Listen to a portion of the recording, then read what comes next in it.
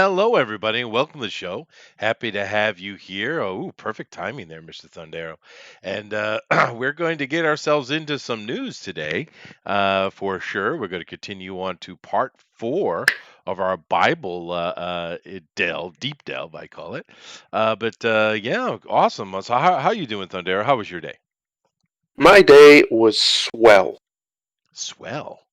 That, that Swell. that's a nice thing. Swell's a good thing. I went and got my hair cut. My hair did. Oh, nice, And nice. the night before, last night, my wife and I had these awesome steaks from one of the local steakhouses, and we still had some left over. So I had steak again, this time with a little bit of mac and cheese. Ooh. It was a good day. That's just a good day. It is a good day. I have to agree with that. And I've been kicked off of Twitter again. Perfect. Stop being such a troublemaker. Gosh. Oh well, it's just easy. Click a little button, but they're definitely trying to tell me something. Something's being told to me. I don't know. Of course, I'm over here and I'm sharing this out with everybody, as I hope you guys are doing. So we can get more people in here to enjoy our little show we got. And I do have quite a presentation to drop on you guys today. So looking forward to that. And do keep in mind, Thunder, when we do get to that, Mm. feel free. It's a bit long, so feel free to interrupt me at any time. I'll be prepared. Uh-oh. Uh-oh. I will. Yeah, Oh, I will. I want you to. All righty. Well, I'm over here and taking care of all that kind of sharing stuff, and I'm about to pop this thing out and bring it over so I can see what you wonderful people are going to have to say. January 19th, 2021. What? Huh? Not yet. What 17th. happened? I thought it was the 18th. Well, for Well, it me, is for you. Yeah. it is the 19th for you guys. Oh, okay. No, Damn, not time quite. flies, dude. Not It quite? does. No, it's the 17th. I'm a day behind you. I Oh think yeah, he see just meant that to hit makes 7. sense. That makes sense. Well, maybe he's in another part of the world. Hey, maybe he's from the future. Could Hey. be, you know. Now, I have something going on here that's a bit odd. I can't seem to get.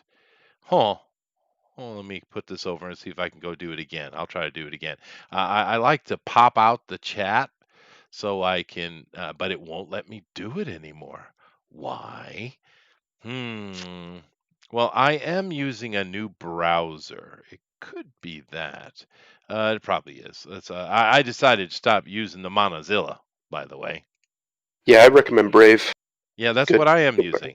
But Yeah. Brave won't let me look at the chat, the popped up chat, which Well, means it's I letting me need do to. it Well, if you right can now. keep an eye on it if you like, I'll just have to kind of go back and forth. But it's a little easier for me just to pop it out and put it here in front of me as I move around behind because I'm kind of several layers behind the actual internet in a way, right? Yeah. It's all right, no big deal. I'll just kind of take the time to go back over like I used to. But yeah, well, steak sounds good. I had myself some barbecue ribs. Oh. Oh Oh yeah, my. yeah. I went and I slow cooked me some. They were pretty good. I went to the store because you can't buy that. They take and cut all the meat into little thin sheets here. They don't know what they're doing. Yeah, they're So crazy. Crazy people. yeah, they just don't know meat. Well, to be honest with you, before the Meiji Restoration, which was just what 150 years ago, Japanese didn't eat meat. Yeah. They're Shintoist, right? They don't eat meat at all. Although for some reason chicken, and because rabbits have long ears, they qualified them as a chicken, which I pretty much think is because they liked rabbit. They ate that. It doesn't make any I know, sense. I know, I know. But they still they count it like a bird though, because therefore it's okay to eat.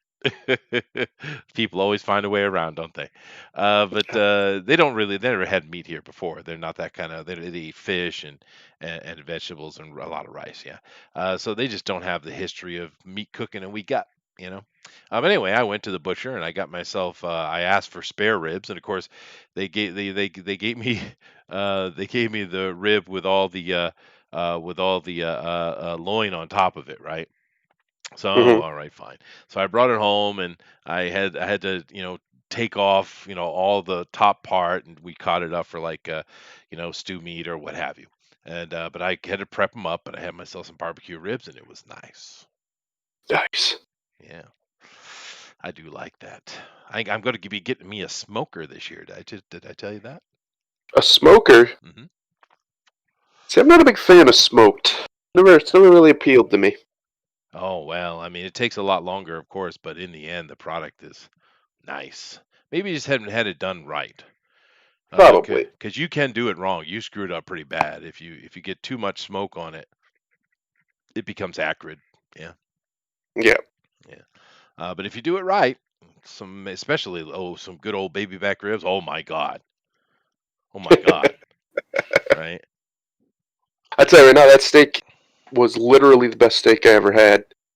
It was so good. It was perfectly cooked the way I like it. It was just delicious. Unfortunately, well, not really unfortunately, because we had fun with it, but we were gonna go actually to the place there, but there was just too many people. It would have taken forever to get a table.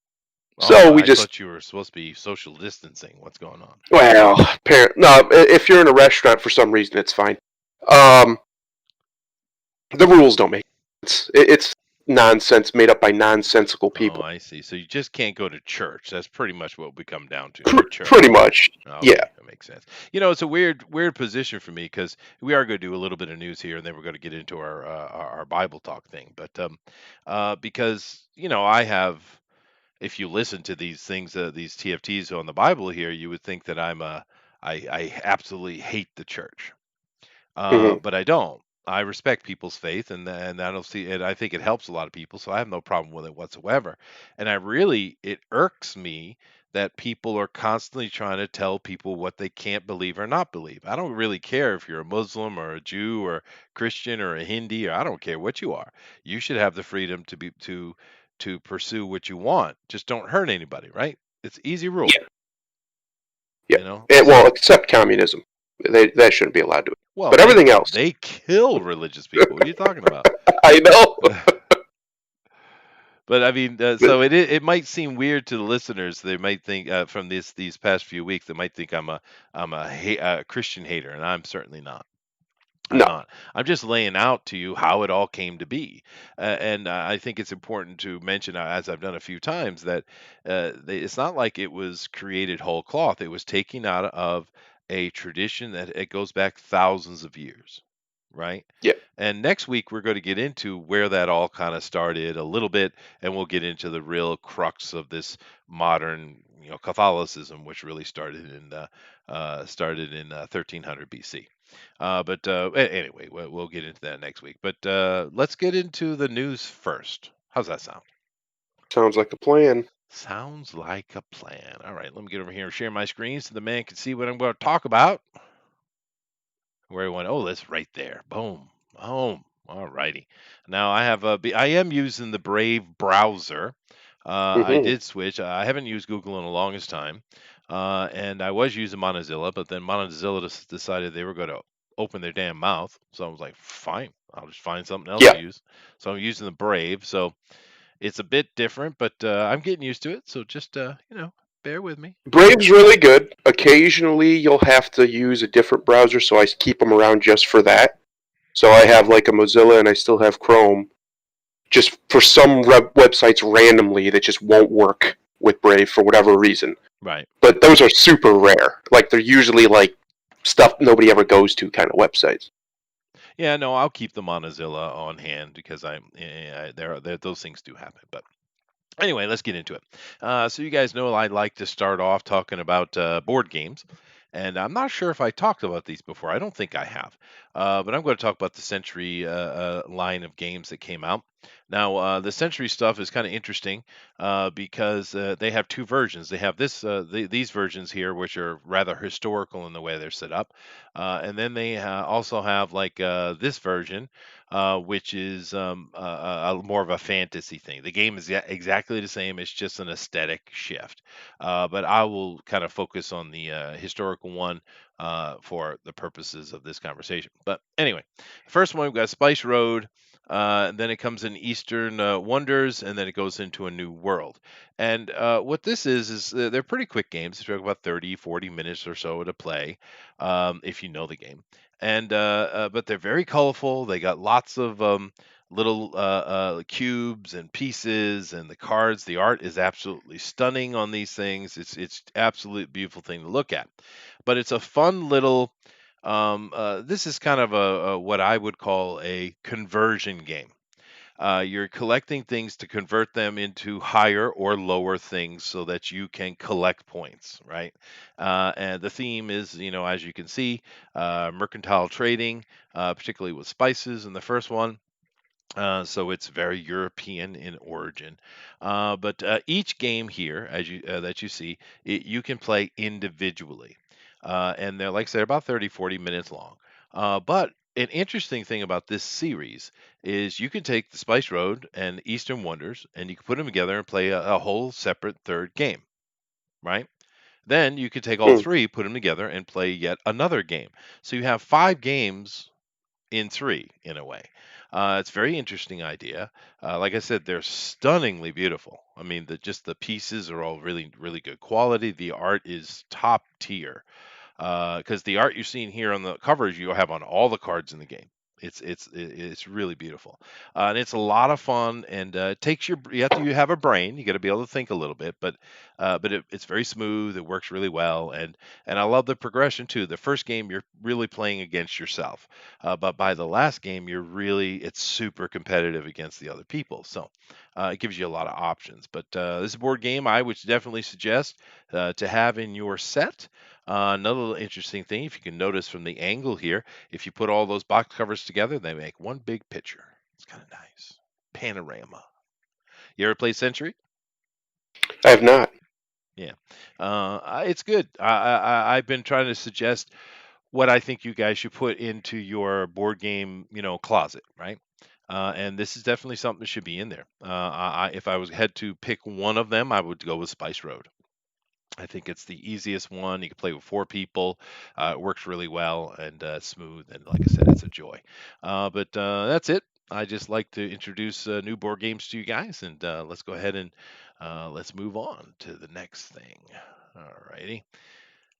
This right here was more for the booster, but I thought it was pretty cool. You ever play New Vegas, Fallout Oh, New of Vegas? course, Oh, awesome. of All right, course. good, good, good. New Vegas is a fantastic game. It's one of the best RPGs ever made. Video It game format. It is, and a lot of people will argue, I think correctly, that it's certainly the best Fallout game, right? Of the modern ones, for sure. Of the from the original format, they're so totally different that it's kind of silly to even compare them. Because the original That's ones are fair. like asymmetric. Over the I think top even stuff, yeah. yeah, and these ones are just first person RPGs. They're completely different. But It's anyway, true. huge Fallout, New Vegas. Well, okay, weird. Huge Fallout, New Vegas. The Frontier PC mod now live. That is very poorly It formatted is. headline. But let me help you out. Now, recently, for the past few years, there's been two fan groups that have been working on Fallout, right? You got one group that's working on Fallout Miami, and Mm, we've gotten a lot of news about that recently. Over the past year, there's been a lot of little things come, and it looks really neat. And it's a bit one of those kind of things that the fan modders are doing a better job than the actual frickin' Bethesda pros are. But so we've had the talk about Miami, but this New Vegas thing I had never even heard of. I hmm somehow missed it because I've been paying attention to the Miami thing here for, like I said, the past year or so. But this just went straight under the radar. But dude, another group of fan mods have put together a huge new drop, and it's almost like getting to play New Vegas all over again. It's Yeah. impressive what they've done, dude. It's 15 hours of more New Vegas. It's That's good. pretty cool, dude. It is very cool. They got a little release trailer. Now, I'm going to play that. I usually wouldn't because they just nail you on YouTube. But this is a fan made thing, and I'm sure it's for free because I don't know how they could get away with charging for it. So, well, I'll take the risk and I'll play it. We should be fine, I would think. It doesn't want to go full screen. Oh well. Ooh, very nice. How loud are you going to get though? Let me bring it down a little bit. Why won't that go full screen? Oh, oh well.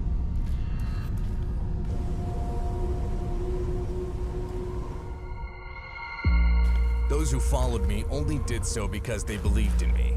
I did not force anyone to come Looks to the pretty, frontier. dude. Look at it. I remember each and every one who died under my command. The lives I couldn't save. The only peace of mind I had was that the rest were to be sent home, where they'd be free from any more war. Caesar has taken the downtrodden and weak and forged with them a nation greater than any other. I am proud to be a part of it. But in its current state, the Legion is unsustainable. Without full really momentum, good for New Vegas, dude. to fight, we wither. Indeed. That is, to me, the greatest failing of Bethesda was to not include the Legion in more stuff. Yeah, that's fair. They are a fantastic adversary. It just requires the will. Or ally, if you so wish. Yeah, now that was the cool thing about Fallout. True, you could make your moral judgment yourself. I mean, Bethesda, they're a bit of an enigma, aren't they? I mean, they've made some of the coolest things ever, but they're also the most irritating and frustrating damn thing you've ever seen, right? And it's more they're more frustrating in the recent years than they were in the old years, I think. I know people like to just kind of just put this big old sheet over the top of Bethesda, which I don't think is fair. I think the old stuff was pretty awesome. But it's this, what's his name? Howard? Todd Howard. Yeah, Todd Howard. He's a dick. Oh, Todd. Todd Howard is one of those guys who has all of the tools to be what everybody wants him to be, and he just chooses not to be. He's a liar, dude. Yeah, exactly. And that's such a tragedy, because he has been at the helm of great games that people still play, and he probably will again. But he could do so much more. I think in my mind, what killed Bethesda's style of game for me forever was Witcher 3. That game is just better at everything they tried to do. It does it better. Yeah. And the cities even feel bigger. They feel like cities when you're in them. Whereas you go to a Bethesda city from like Skyrim and Fallout and even New Vegas to some degree, they don't feel like cities. They feel like places where there's some NPCs. They feel like camps. Yeah. More than they feel like cities. It works better in Fallout though than it does in Skyrim. That's true. Oblivion was the same, and of course Morrowind was the same. I understand the complaints about Bethesda, but there is some real cool factor there as well. That's like I said, they're quite the frustrating company. But did you notice that they came out with a complete new reskin of Daggerfall? I did not notice Yeah, that. another mod group put it down, right? And that's the other thing with Bethesda is their communities are so passionate about what they put out, and they support them for decades, apparently, with Daggerfall, and just keep putting out new stuff for them, like mods and retextures. And I mean, you could get Morrowind, and it'll look nothing like the Morrowind you played 20 years ago. It'll look basically like a modern game. People have put so much effort into basically rebuilding the graphics engine and whatnot. Oh, yeah. Well, it looks more like the original drop of Skyrim, actually. Yes, and the problem is Bethesda doesn't seem to have that same passion for what they do. And the reason I say that is because they keep getting worse. Every iteration since Skyrim, and really even Skyrim, has been a downgrade in basically every metric except graphically. The graphics look better, I guess, but everything else is worse. And that's terrible. That's not what anybody wants. I think everybody who's an RPG fan wants Bethesda to be Bethesda again, right? Make Bethesda great again, for crying out loud. Yeah, that'd be nice. That's what we want. It's kind of like with CD Projekt Red. I think most people were more upset, not that Cyberpunk wasn't as good as they were hoping it would be, but they were more upset with that it came from CD Projekt Red because of how good they've been. And it was just like the rug was ripped out from under a lot of people. Yeah. And I think that is something people have gotten way too used to from these companies, where they put out these just not good products, or products that are lesser than previous iterations, but they look prettier, and we're all just supposed to be fine with that. No, we shouldn't be fine with that. We should have banned more. These systems are more powerful than ever before. Yeah. PCs are more powerful than ever before. Why are they doing less? That's ridiculous. Yeah, it's a fair argument, dude. And especially with the Fallout series, we just had Fallout 4 come out a couple of years ago, and it was a disaster launch. It's still a mess, right? And then what do? They just reskin it to 76 and try to sell it again. I mean, talk about pissing people off, dude. It's just a problem that I don't know how you fix in the company, except change the leadership, because that's got to be where the issue's lying. I don't whenever a game comes out and it's bad, I very rarely will hear me blame the devs, because programmers and stuff are insane how much they work and how hard they work. Oh, yeah. So it's probably not them. It's probably somebody at the top making a stupid decision and continuously making stupid decisions, and then you get a subpar product, or you get, like I said, a downgraded product from what you had before. Like, a case in point, the Bethesda games are a perfect example of this. Daggerfall. The stuff you can do in Daggerfall, no other game has ever touched. As far as just how many different ways you can play that game, they just slowly over time whittled it away, tore it down slowly over time till you get to like Skyrim, where, Skyrim's a great game, there's no question, but it's not Daggerfall, right? It's not the same style of RPG. It's much more of an action game than it is an RPG. And that's fine, I don't have any problem with it. Like I said, I think Skyrim's great. I've played who knows how much of it, but I think people, and maybe it's just me, but I don't think it is, a lot of people really want that old, super deep RPG back. Yeah. And we started to get it back with like Witcher 3 and stuff. We thought we were going that way. And apparently we're not, because nobody wants to make the game at a top level. Well, they just don't do it. That is true, and we're kind of wondering if Bethesda's going to learn and listen.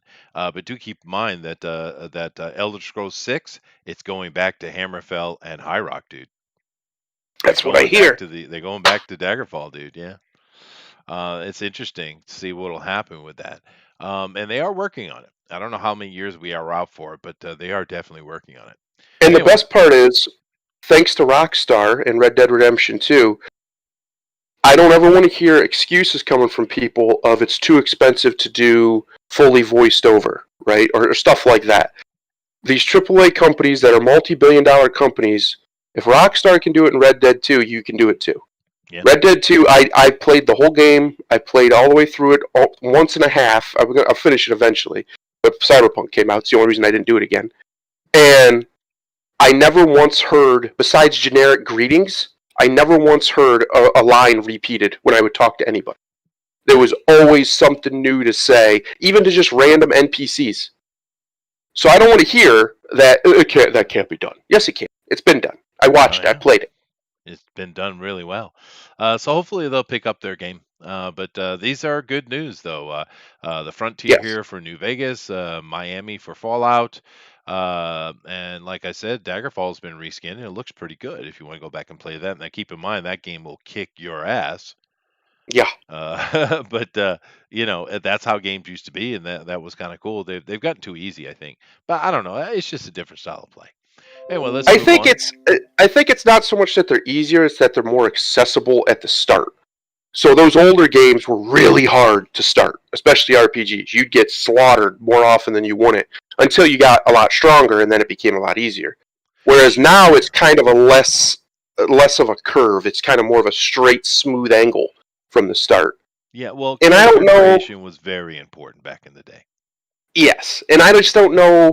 Personally, I would rather it be a mixture of both. I want it to be difficult. I mean, challenging. You don't want it to be completely steamroll. But I get why some people don't want to jump into a game and you just get stomped for the first 5 hours of the game. That's not fun. There's no fun in that. Yeah. No, it's true. I understand that. Anyway, all right, let's move on to that. I do want to get through this stuff because we do have the TFT today. Let's do But it. this one right here is, yeah, go ahead, dude. Report: Swamp Thing unlikely to receive second season on the CW. Well, I could have told you that was coming. Yeah, we talked about this many months ago. Mm-hmm. But I would say what a shame because we always talk about reboots and remakes and how horrible they are, and and really we need to be a little bit more understanding of what that means, though, because keep in mind that in the 80s, for instance, there was a lot of remakes that came out, a lot of reboots that came out in the 80s, but the difference from what they do today from the 80s was they would take old movies and old things that didn't work, that were cool ideas but were bad B movies, and remake them into something cool. The Blob, Invasion of the Body Snatchers, I mean, et cetera, et cetera. There's so many examples, right? But today, what they do is take these classics and try to reboot them, and it's like that's difficult, dude. What are you doing? But taking something like Swamp Thing, which was good fun, but wasn't good. It wasn't a good movie at all. But taking Mm. something like that and trying to make it more modern and better, well, now you have some wiggle room, right? And these the that the those Swamp Thing episodes that I saw, they screamed The Thing, dude. Carpenter's The Thing. It were Mm. really cool. I wanted more, more, more, more, more, but we knew, like I said, a year ago that this was done. Yeah. And what a shame, I think. Yeah, I think it is too. It's kind of nice for them to try something out of the box, but at the same time, it's just like it's Swamp Thing. It's never been super popular, and it probably never will be because it's just too oddball or whatever you want to call it, too off the wall. But I love it. I think it's great, but most people Yeah. don't. Yeah, no. They're not interested. Yeah, that's unfortunate. I was really happy with what they did though because they really captured the horror aspect of it, and it was Yeah. neat. And that's how that's how you would go about making it work though. But Hmm. whatever. It is dead, and we said that before, and we're just kind of reiterating here. But I think it's I unfortunate. think the way if you were going to do a Swamp Thing show, Swamp Thing shouldn't even really be a character like a typical character in his own show. He should be a force that just is in that world, and the people, good or bad, are having to deal with it. And I think that's how you should make more. It'd be much more like a horror show, much more psychological, and he would just be. He just is. And I think there's been some animes out there that have done something similar, where the main character, the main, not really protagonist, but whatever you want to call it, uh, of the show isn't really even a character necessarily on the show. Yeah. Like you don't see their dramatic struggle, and you don't. It's not like that. They show up, stuff happens, and you never know when it's going to be, and like I think that's how you make a Swamp Thing show. Just because I think that keeps his mystique as a monster, but also as Swamp Thing, Yeah, and no, I get that. You could that's you how I you could do do it. something like that with a Spectre, for instance, right? Yes. Some horror story as presented by the Crypt Keeper slash Spectre, right? Yep. I Yeah. think that's a good idea. I think that's how I do it. I still think it's sad though. I did It enjoy is. those episodes, man. Anyway, it is what it is. Let's move on. Yeah, like Dave said in the chat, like Godzilla. Yeah, exactly. He shouldn't be the main emotional driver of the movie, but he's got freaking Zilla. He's cool, Yeah. right? I just want to see him do cool stuff. I'm in his brain. Look what You happened. are. New Godzilla vs. Kong clip shows the big ape slugging the lizard in the jaw. All right. So they did size him up. They most certainly did, sir. Now I'm going to play this. All right. Let me just take a look at the pictures they got here real quick. So they sized him way up. He's still small and light compared to Godzilla, of course. But Mm. I'm going to play this clip and pay attention. I mean, keep really pay attention because I see why it wasn't opening now, because it comes real quick. You ready? Here we go. Yep. That was real quick.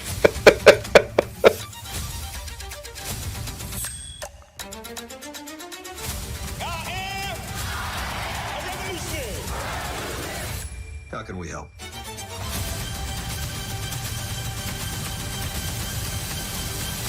All right, so they're showing off some of the things they're With the doing what here. now? You don't need that. Definitely don't need that. Maybe you can keep that. But there's the little HBO Max thing. They're really putting a lot of money and effort behind HBO Max. I mean, they're just Well, Warner Brothers. You know. Chester, do you remember about last year in March or so? I said that pandemic or not, they've been wanting to get rid of movie theaters for a long time. They want that whole idea, that whole like the big stadium, all of that is something they want to move away from in the upper echelons of entertainment. For many different reasons. Some of it's security. You know, they can't really stop a drone strike from happening in a stadium. There's nothing you can do if it's coming, it's coming.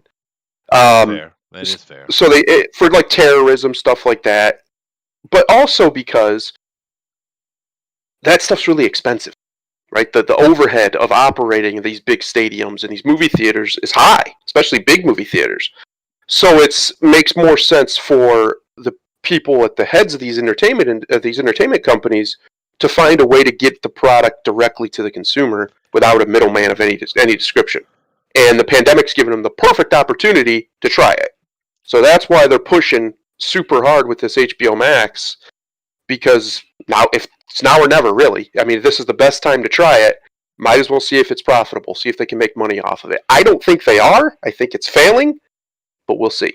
But I still think the goal is to eventually do away with large-scale gatherings entirely. It's just what it is. Is clearly the goal. But there is one mistake they're making, and it comes down to a simple thing that your teachers told you many times when you were a kid. History repeats itself, bitch. Yes. Right? And the mob demands its circus.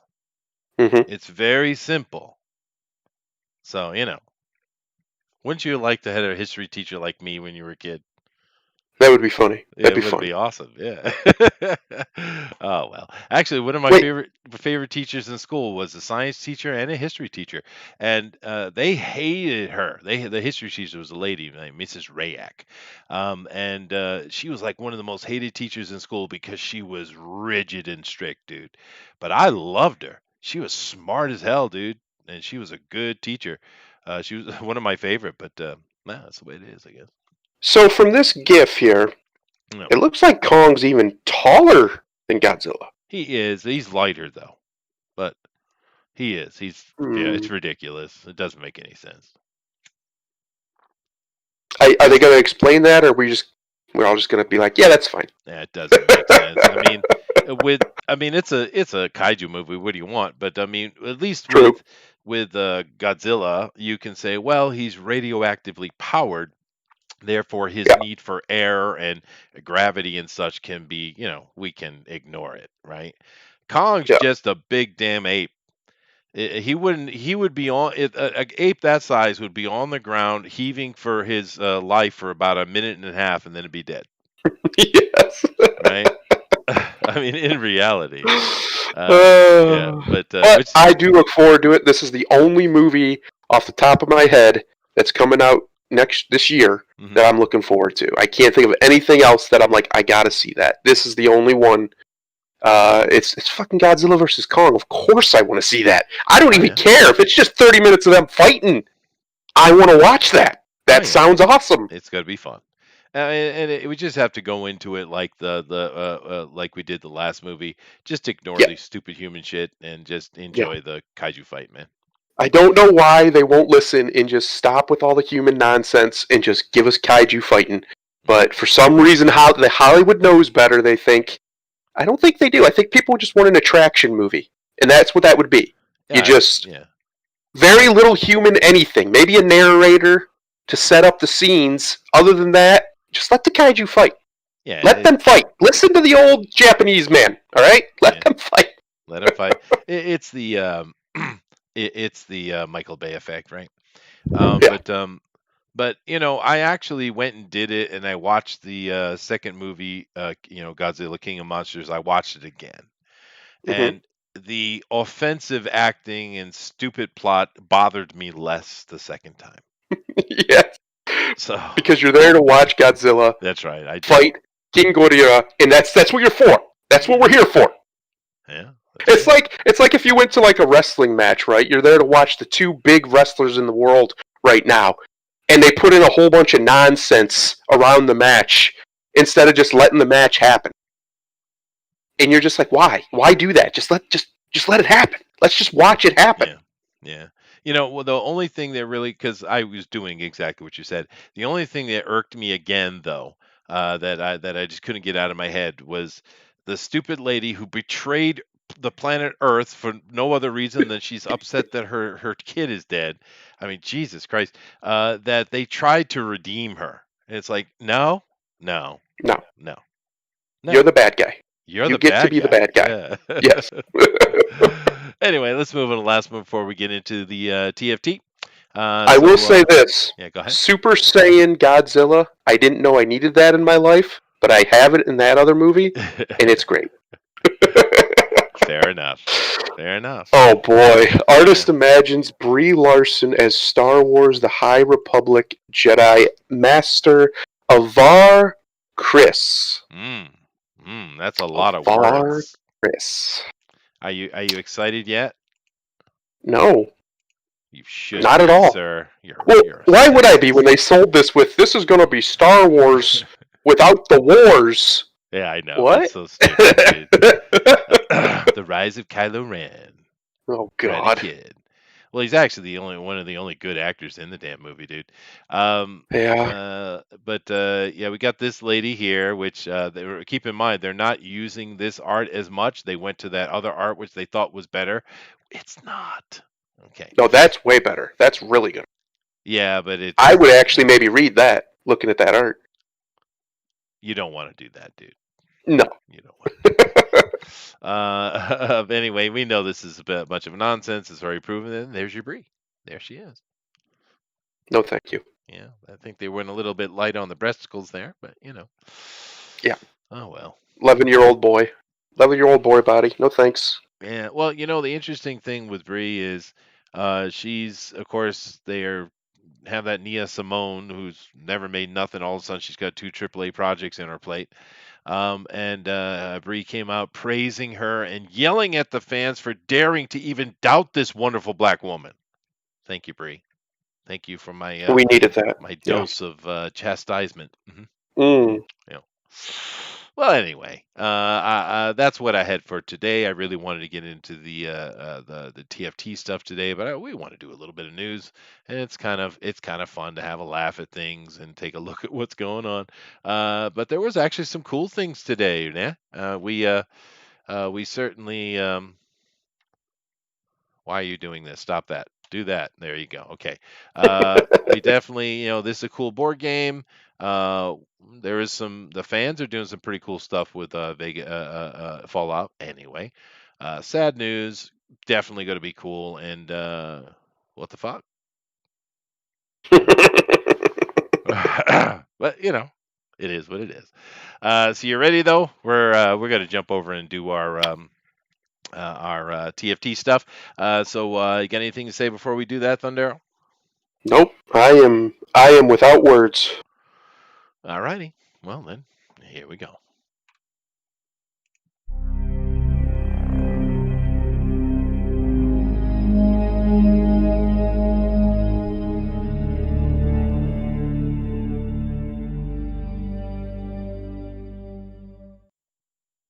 Alrighty then. Now, Thundero is going to be paying attention over in the chat. If you guys have anything interesting to say, he's going to relay that to us, and of course, he's going to come in and give any opinions or insights he might have as I go along here.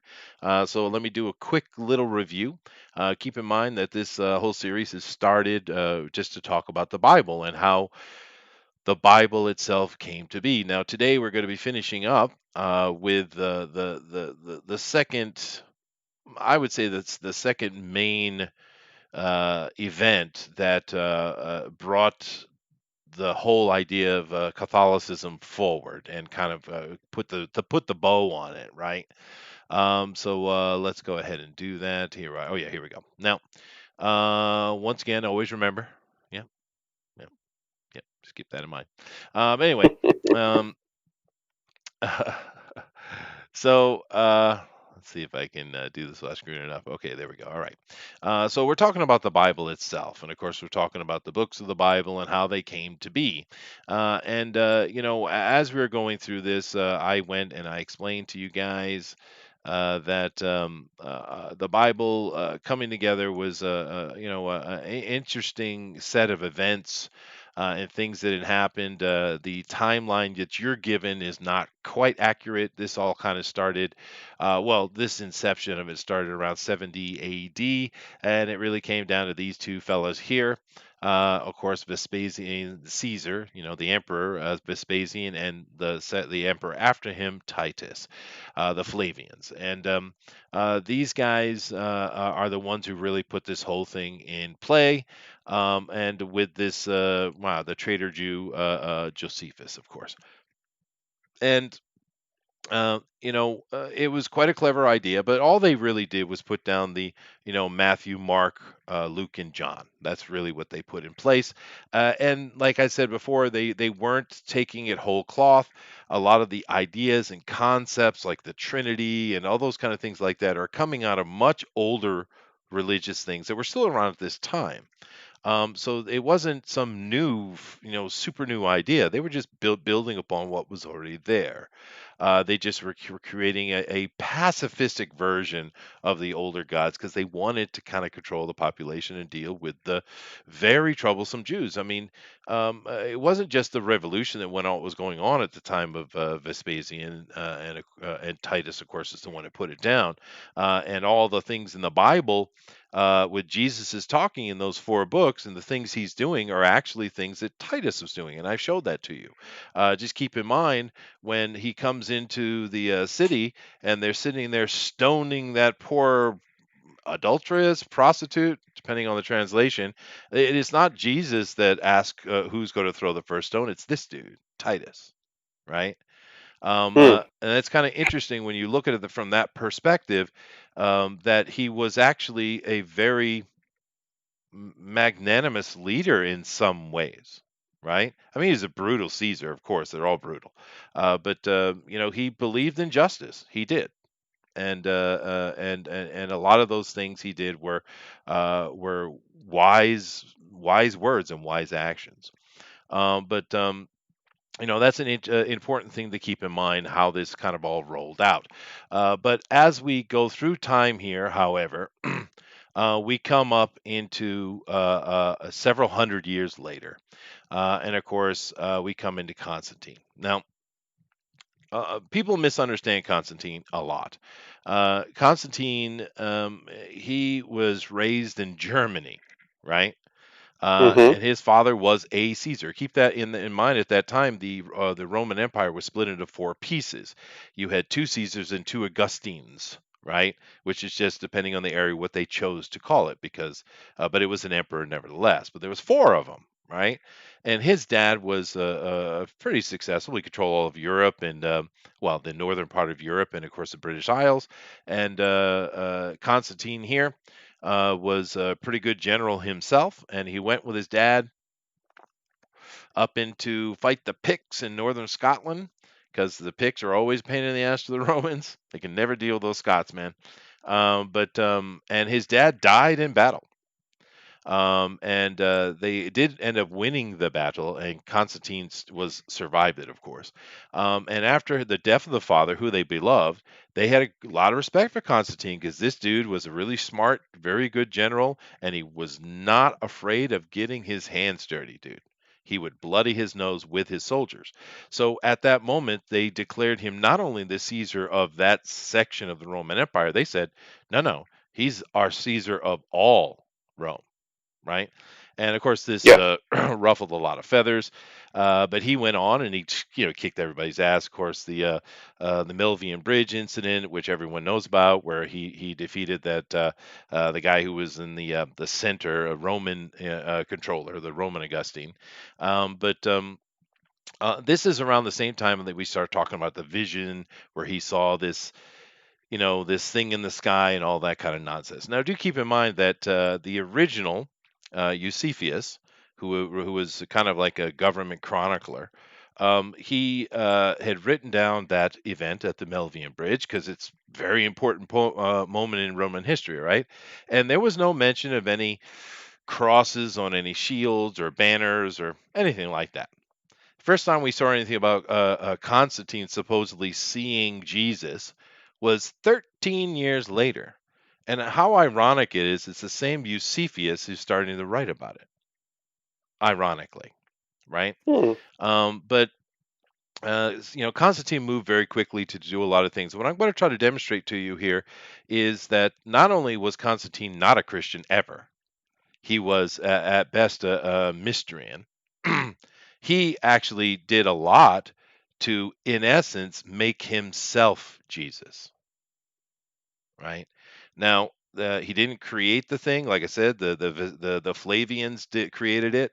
Off of things that were already there. He just playing on it and trying to get as much power and control as he could.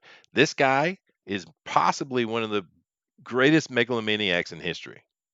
Hmm. And no one says that because he's the great Constantine, the bringer of Christianity. And it's complete and utter bunk, right? Now, of course, we also talked about the Council of Nicaea. This is another area people don't get, they don't understand it. He never made Christianity legal. Later on, I mean, make it the official religion of Rome. Later on, it was the only one left. Therefore, the Holy Roman Empire. But all he did was legalize it, right? And you actually had Galerius before him, who would come in and said, we need the Jews up in Judea. They really need to start stoning Christians and feeding them to lions. And he made a law to make that stop. And they didn't. They didn't actually stop for hundreds of years still later. But Constantine came in and made the Christians legal just to kind of stop the nonsense. Because really what he wanted was complete peaceful control. That's what this guy was after. He wanted to rule over a united and peaceful Rome. And keep in mind that he cracked a lot of heads to become the one emperor. He started with four, and then he consolidated it down to one. So after all of that success, he really wanted to, you know, chill things out, right? And that's really where the Council of Nicaea comes in. And at the Council of Nicaea, once again, they didn't make the Bible there. Constantine didn't dictate anything. He sat out, he was there a lot, but he didn't have anything to do with that. He was just trying to get them to move along and motivate. The real issue that came up was a argument between the Orthodoxy group and the non-orthodoxy group, really. And it comes down to Arius, and Arius, of course, and his Arians. And after the Council of Nicaea, only 3 people voted out of the 300. So, you know, 297 of other bishops all voted to go with the standard thing that is Christianity today. The interesting, and of course they chastise him. But this pissed off Constantine. It's another thing you never hear people talk about it. He was not pleased with the outcome of the Council of Nicaea. He was pissed because he wanted them to shake hands, compromise, be at peace. And they didn't. They actually put a writ out against this friggin' guy, and he had to escape. So what Constantine did was, like, fine. So he protected him, and he forced them to accept him. And the Arians stuck around. Now, I told you before, I think personally that Arius was actually a Mithrian, and that whole thing was just kind of a ruse from the leadership to keep the Mithranism moving forward, right? And I'm going to try to explain that and prove that to you right now. All right. So once again, I told you a little bit about Mithras before, and how all of these kind of traditions that we get are actually coming from it, right? I told you it's coming out of Horus. You got the whole Christmas thing. You got the 12 days of Christmas, right? The Eucharist, of course. You have the whole salvation thing, and dying for your sins and all that kind of stuff, right? And other things. I also mentioned that a lot of the art likes the Mithrian art and style and themes a lot more than they do the what you would consider modern day Catholicism, right? And of course, I also mentioned to you that pretty much all the old churches in Europe are built on top of Mithrin temples. And it's not like they were destroying them because they left them intact. And we know that throughout the centuries that came, that a lot of the nobility and royals, can keep in mind Mithricism was for the upper class, it wasn't for the poor, would use these things for parties and gatherings and ceremonies and such. As far as I know, they probably still are, right? So it's not like they were stomping out Mithricism. Far from it. All right. So let me get into explaining how I think the Arians continued on and explain to you why. Now, Constantine here, a very misunderstood figure. He's built several things while he was emperor. Of course, they all do, right? But if you look at some of this imagery here, what you have is this gigantic 100 foot statue of Apollo that was sitting in the next to the Colosseum in Rome. It's not there anymore.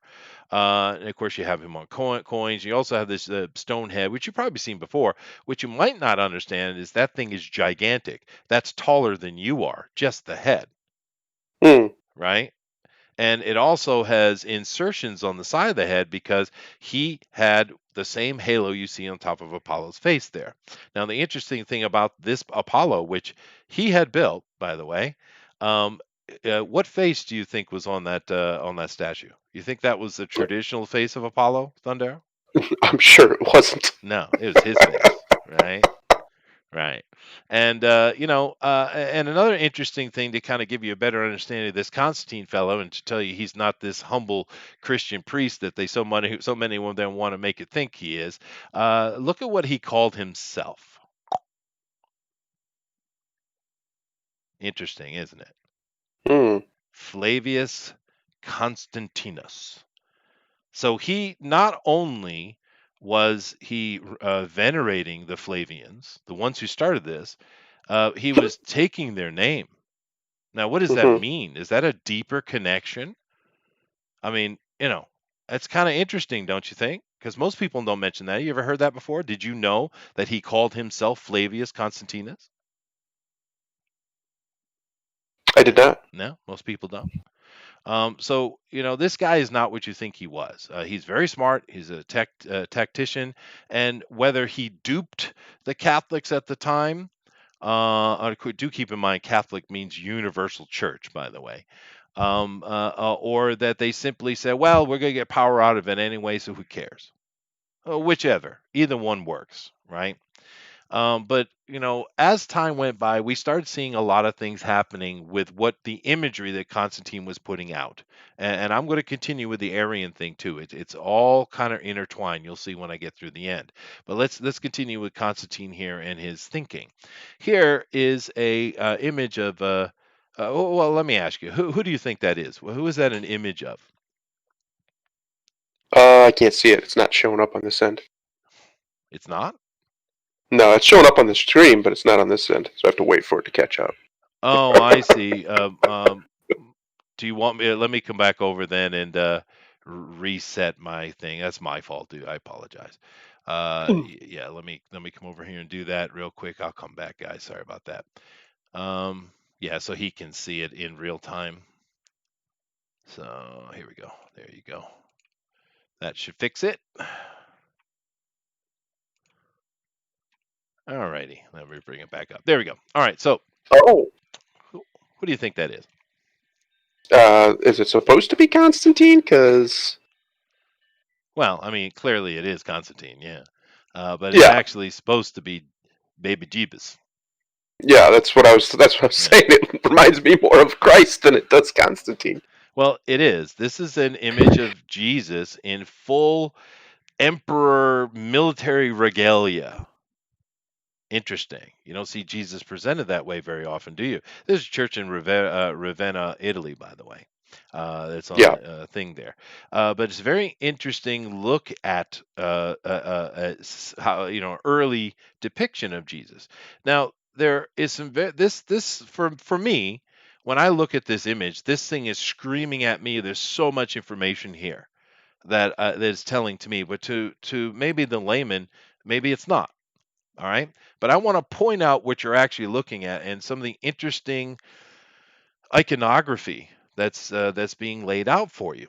All right. Now, Mm. there are several things with the clothing he's wearing, the cross across his back, the book he's holding, the halo. All of that has meaning. I'm not going to get into that. That would just be pedantic and it'd bore the hell out of you. I am going to talk about what the hell he's standing on, though. Right. So, what do you see down there, Thundero? It looks like he's standing on a lion and a serpent. Mm. So, what would you say that those things represent? Well, usually a lion represents power Hmm. or like state power. Hmm. The serpent, I don't know. That could be any number of things. With it in the Christian context, probably like betrayers or deceivers or something like that. The serpent in the garden, yeah, and that's Yeah. fair enough. I'm gonna lay it down a little bit more detailed for you, Hmm. because keep in mind, like next week, I told you we're going to get into where all this stuff with this current run of the Bible and stuff happened, and it was at 1300 BC. Is when this really all kind of started clicking along, right? And that lion and that serpent are directly connected to it because what you're seeing there is the right foot stands upon the head of the ominist and the left foot stands upon the head of the atonist. Oh, excuse me, I had no back. Atonist and ominous. That's literally what you're seeing. That lion is the Lion of Judah, Yeah. right? And of course, the Catholics were the whole thing was created to deal with the Jews. So it's not surprising that it continued on to try to oppress and keep these what they considered the dangerous people down, right? So that's not very shocking thing. What might shock you a little bit is where does the Lion of Judah come from? Now you said it represents power, and yeah, we see it used with kings, and it's constantly being used. But where is that tradition coming from? And it's very interesting because wherever we usually say in the West, we're coming from Greek culture or America's the new Rome, right? It's not Yeah. really true, dude. Everything still bows its head to Egypt. Everything. Yeah. This is the origin of I the would Lion of Judah, I dude. would say America's the new Babylon, but Rome, we use the Roman iconography more than we do the Babylonian. Now, I think I would say Europe was the new Babylon, but I get your point. It's not like it's completely off-headed, but this is actually a picture of Akhenaten as Hmm. the great regal lion praying to his sun god Aten, right? And Yeah. but this is where the Lion of Judah comes from. It comes from Egypt, which makes sense if you think about it. A lion is where does it come from? Africa, Africa. generally. Africa. Yeah. There's no lions running around Britain. I'm telling you that. Well, I'm going to actually you real quick. There were some European lions, but probably not very many, if at all, during Roman times. At least not that No. he would have ran into very often. They were mostly like in the south or up in the wilderness before they finally died off. Yeah. Um, so, but yeah, you're right. Most people, you think of a lion, you think of Africa. They even did back in those days because they had Africa. They had North Africa was under imperial control, and that's where they would get the lions and stuff from that they fought in the Colosseums and whatnot. So, Right. No, absolutely. And they did have a thing that was akin to a smilodon in the ancient times, sure. But yeah. one thing that people seem to misunderstand, and I don't know how we've come to this understanding, but when we think of Egypt, for instance, we think, well, it's only, it's only, and this is before the Greeks, so there's actually would have been Kemet. But they think it was only in that area. No, it wasn't. The Egyptians were every freaking where, dude. They have the first emperor, I mean, excuse me, the first pharaoh of the Cometians. Do you know where he's buried? I don't. Yeah, the first one. I'm talking about thousands and thousands and thousands of years ago. He's buried in Hmm. Ireland. So, you know, these people that seem to think there's no movement and no communication is ridiculous. The Egyptians were everywhere; they were all over the place, right? But this connection and these royal iconography has been with us for a very long time. It's coming from Egypt, and like I said, this kind of modern run we're in is really coming out of 1300 BC. That's really so. We're looking at about 3,300 years of history that's kind of connecting us together, really. Yeah. But there are other things that were taking place in that as well. Another figure that kind of pops up a little bit after Constantine, but he's involved in this whole connection to this line of Judea, and ultimately here you have. Another image that is showing you on the left, you have the Omonists and their Amun Ra. And of course, on the left, you have Akhenaten standing in front of below his sun god Aten. Hmm. This is another image of Amun Ra, but do keep in mind, it's this same dude. It's Horus. Yeah. They're the same dude. This is just his human version, and this is his animal headed version. They're the same thing, right? But at that same, just a little bit after all of this kind of nonsense that was going on around 500 AD, you had a continued push of this whole Aryan thing, which I'm going to start getting back into. And here's one figure that was part of that you might have heard of. You ever heard of St. Patrick? Hmm. Okay, what did St. Patrick do? What is he famous for? Old Saint Patty. Yeah, He drove out the snakes from Ireland. Is the he legend? did. Now, do you think Ireland ever had a snake in it ever? I mean, maybe one little tiny one, but I'm sure not one of any consequence that's No, ever met. Maybe some garden snakes. there's no evidence that there were ever snakes ever of any kind in Ireland, actually. But None. I bet there's some now. I bet you people brought them there. I bet you that's true too. But that's not the point. People misunderstand. He was not driving actual snakes out of Ireland. This guy was part of, if you can't tell by the regalia, the Catholic Church, and he was there doing what was going on because you had a schism. This Yeah. whole thing with the Ominist and the Otanist, the Otanists are a pain in the ass, but they're always fighting with each other, and there were multiple schisms that led to different ruling groups, and the Catholic schism is no different, right? But what it does is it brings you back to this picture which I showed you here, right? The snake he's standing on, I would argue, and many other archaeologists would argue as well, doesn't represent the serpent in the tree. What it does represent is uh, the um, the ominist, or maybe more specifically the Shemsu Hor, right? Now, the Mm, Shemsu Hor, a Shem is a a ship that flies into heaven with pillars of fire pushing it up. That's what a Shem means. Suhor means of men of Horus, right? So the men of Horus that fly in ships to heaven. That's what it means, right? And of course, we can also find this use of Shem in Jeru Shem, or Jeru meaning the foundation, and mm, Shem meaning the flying heaven ship, right? hmm. Which we call Jerusalem today. Yeah.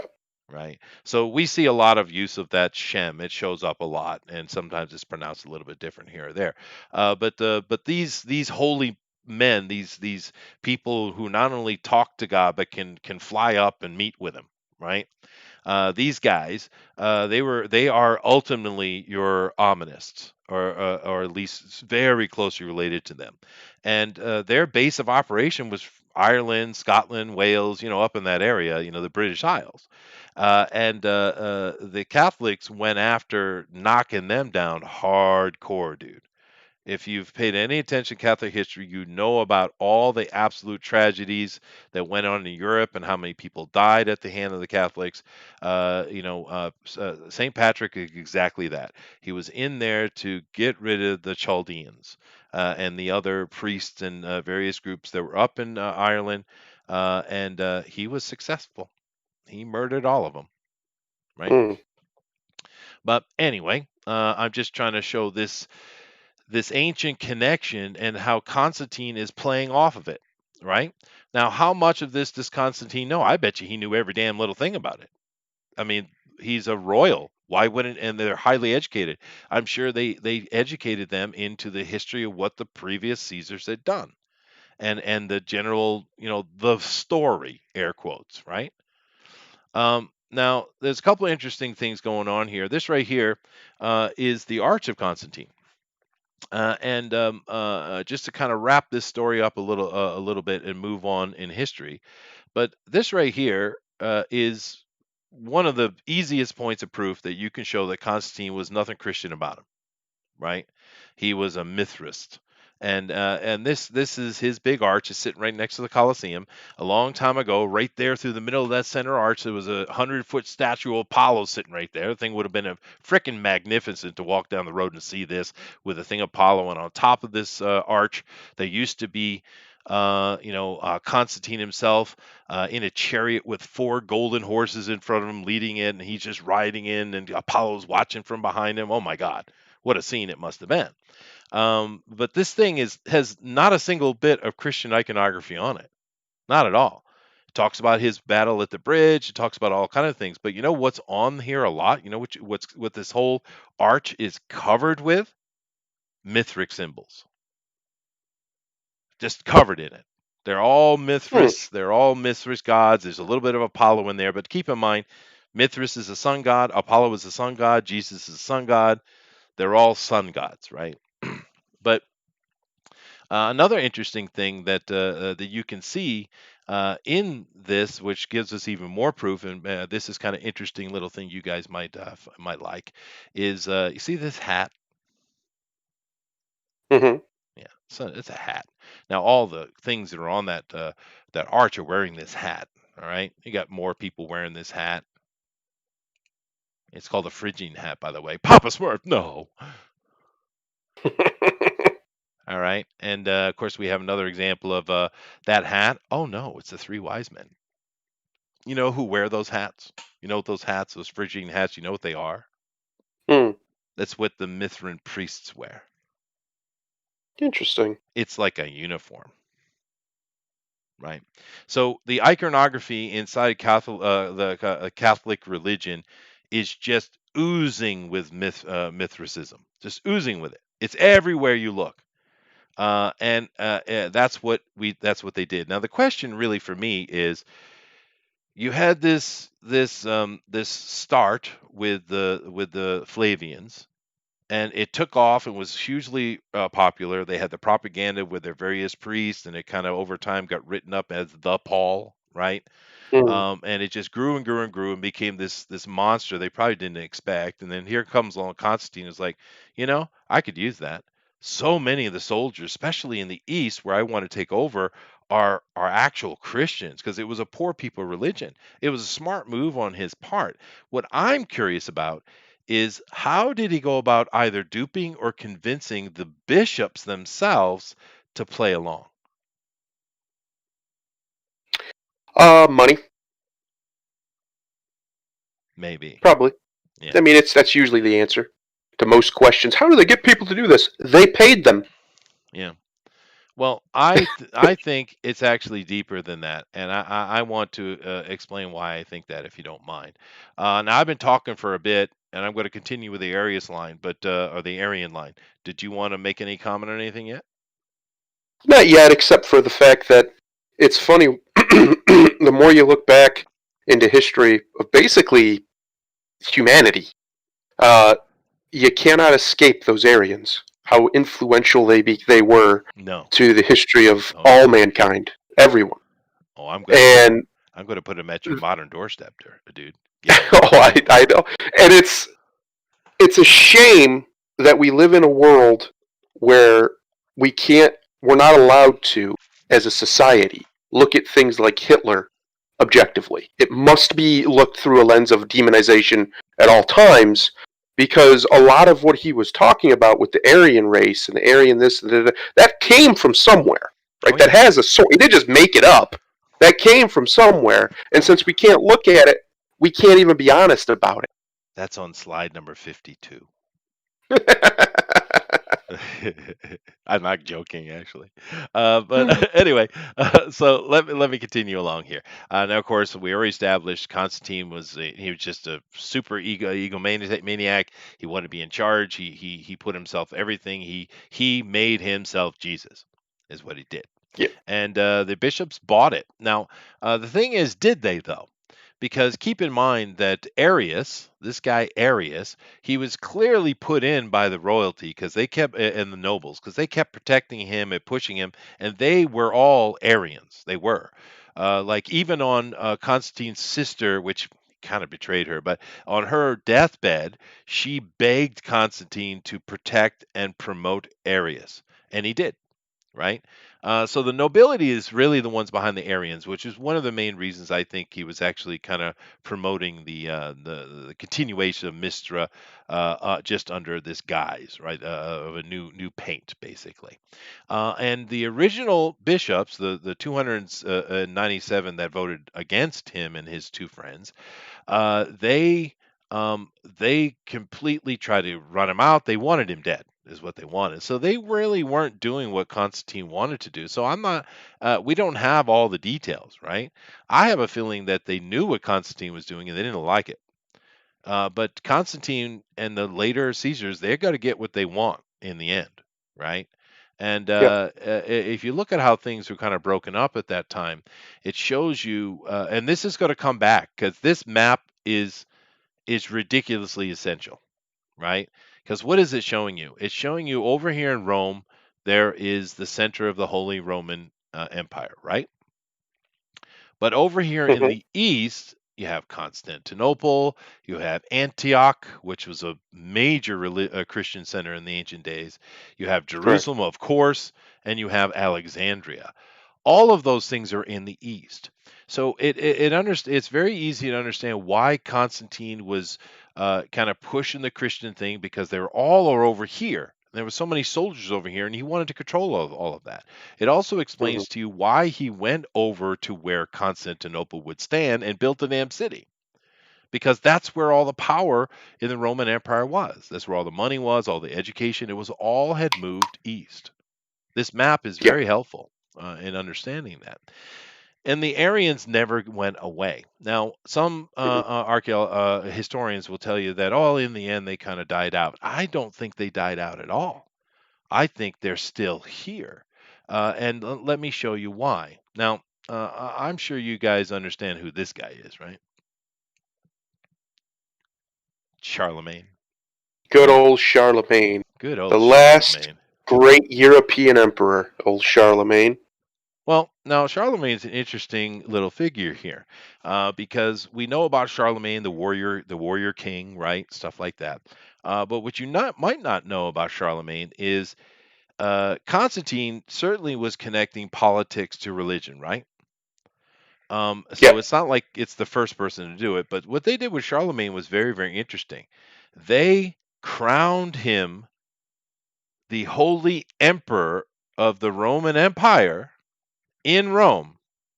Yes. He's not a pope. He never was a pope, but they crowned him there intentionally. And it's not the first time, but a lot of people look back as the first time that religion and politics was glued together, right? Charlemagne's Mm. very important for that. Another thing to understand about Charlemagne's time, 800 AD, is the fact that he didn't rule over anything unified at all. Not at all. Mm. Mhm. Italy was certainly not united. You would think by now the Catholics would have complete rock solid control of everything, right? They didn't. I mean, you had the Lombards in Italy were causing all kind of trouble. He had to basically tame the Frankish Empire, which included France and Germany at that time. And of course, Yep. he had a lot of trouble with the damn Saxons. Everyone has fucking trouble with the Saxons, dude. Um, That's the thing. That's even today. That's the thing they're really scared of is that Anglo-Saxon blood becoming like its ancestors mm, because we've Saxons have always been the thorn in the side of those in power they in the always are. European or now in American world. Always, every time, they're always troublemakers because they just don't want to be ruled. They just don't want to do it. Yeah, and I'm going to get back to them later. They come back up in the story again. But Charlemagne did his thing, and of course, with Charlemagne's rise, you also saw the end of the Merovingian line, and of course, his beginning of the Carolingian line, right? Mm. And these are important moments, of course, with the Carolingians here with Charlemagne. Going on is where you get into the Habsburgs, those fuckers, right? And but it all started with Charlemagne, and Charlemagne was very successful what he did. He got his butt kicked when he went into Spain, however, but in general he was very successful. But it's important to understand that here at the 800 AD, you would think that from all that work with the Holy Roman Empire, because people keep saying they fell, they didn't fall, they didn't go anywhere. The Holy Yeah. Roman Empire is still firmly powerful and in charge of a lot, but they were having a lot of trouble. Things were not as unified as they would have you believe, right? It was quite messy. And as time went by, we started getting into other things. Now, I'm not going to cover every little single detail that happened here because I'm more talking about the Bible than I am the actual Christian history. But do keep in mind there were some interesting things that I have skipped here. You have the Justinian reign, which I've gone over, the iconoclasm, which I've completely jumped over. I'm not going to talk about the when Otto was crowned the Holy Roman Empire. I'm not going to do that. But I will cover a little bit about the Great Schism because the Great Schism is really what shows us um, the fact that the Arians never went away. And let me explain that because the reason why they crowned Charlemagne on the papal throne was because of the trouble they were having with the Arians. See, the Arians were still there, and they were what is called the Orthodox Christians, Yeah. right?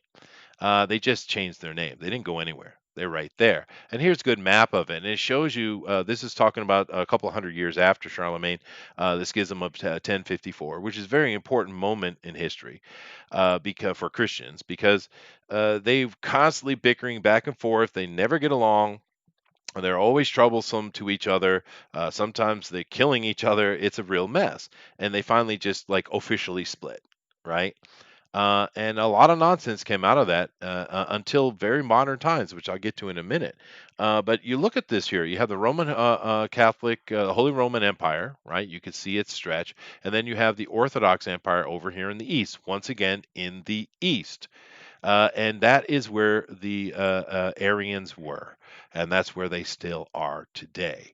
And it is kind of interesting that when the Crusades began, a little bit after the schism, if you notice, because there is an incursion into the Orthodoxy controlled areas, and there was bloodshed.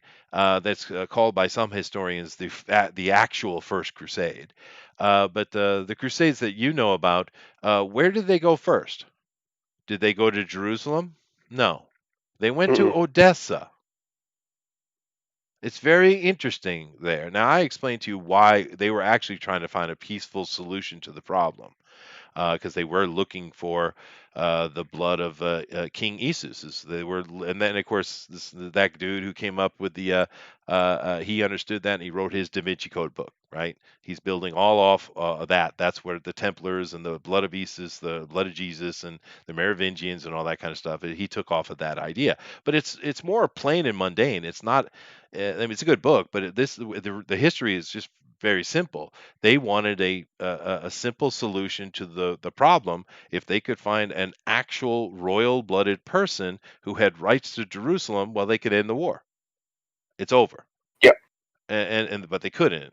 So it's not a mysterious thing at all. But it once again came to them trying to interact with the Orthodox Church, which were not helpful to them. Now, do the Orthodox or the Arians did they actually know where exactly the blood of King Esus was or where they went? Maybe. But they weren't going to help those damn Romans. That's for damn sure. Right? And that's what Mm. led to a lot of bloodshed and a lot of problems. And so maybe you're asking yourself, well, what the hell were they really arguing about? Why were they so different? Other than the fact that I've showed you that the Roman nobility was really the ones behind the orthodoxy and their control, and the other ones consider themselves to be real Christians, I think. Well, their arguments came over this word. Can you pronounce that word? I cannot. Is it Philoqui? Yeah, let's go with that. Sounds good. Um, now, what does this word mean? It means of the Father. Hmm. Now, this right here, this one word, and like I've tried to demonstrate here, I think it's a lot deeper and older than that. I think there's a lot of stuff going on with the nobility in their creation of the New Testament and the further, hijacking of the Christian religion and et cetera, et cetera. Like I said, I think it's much deeper, and I'm going to continue that.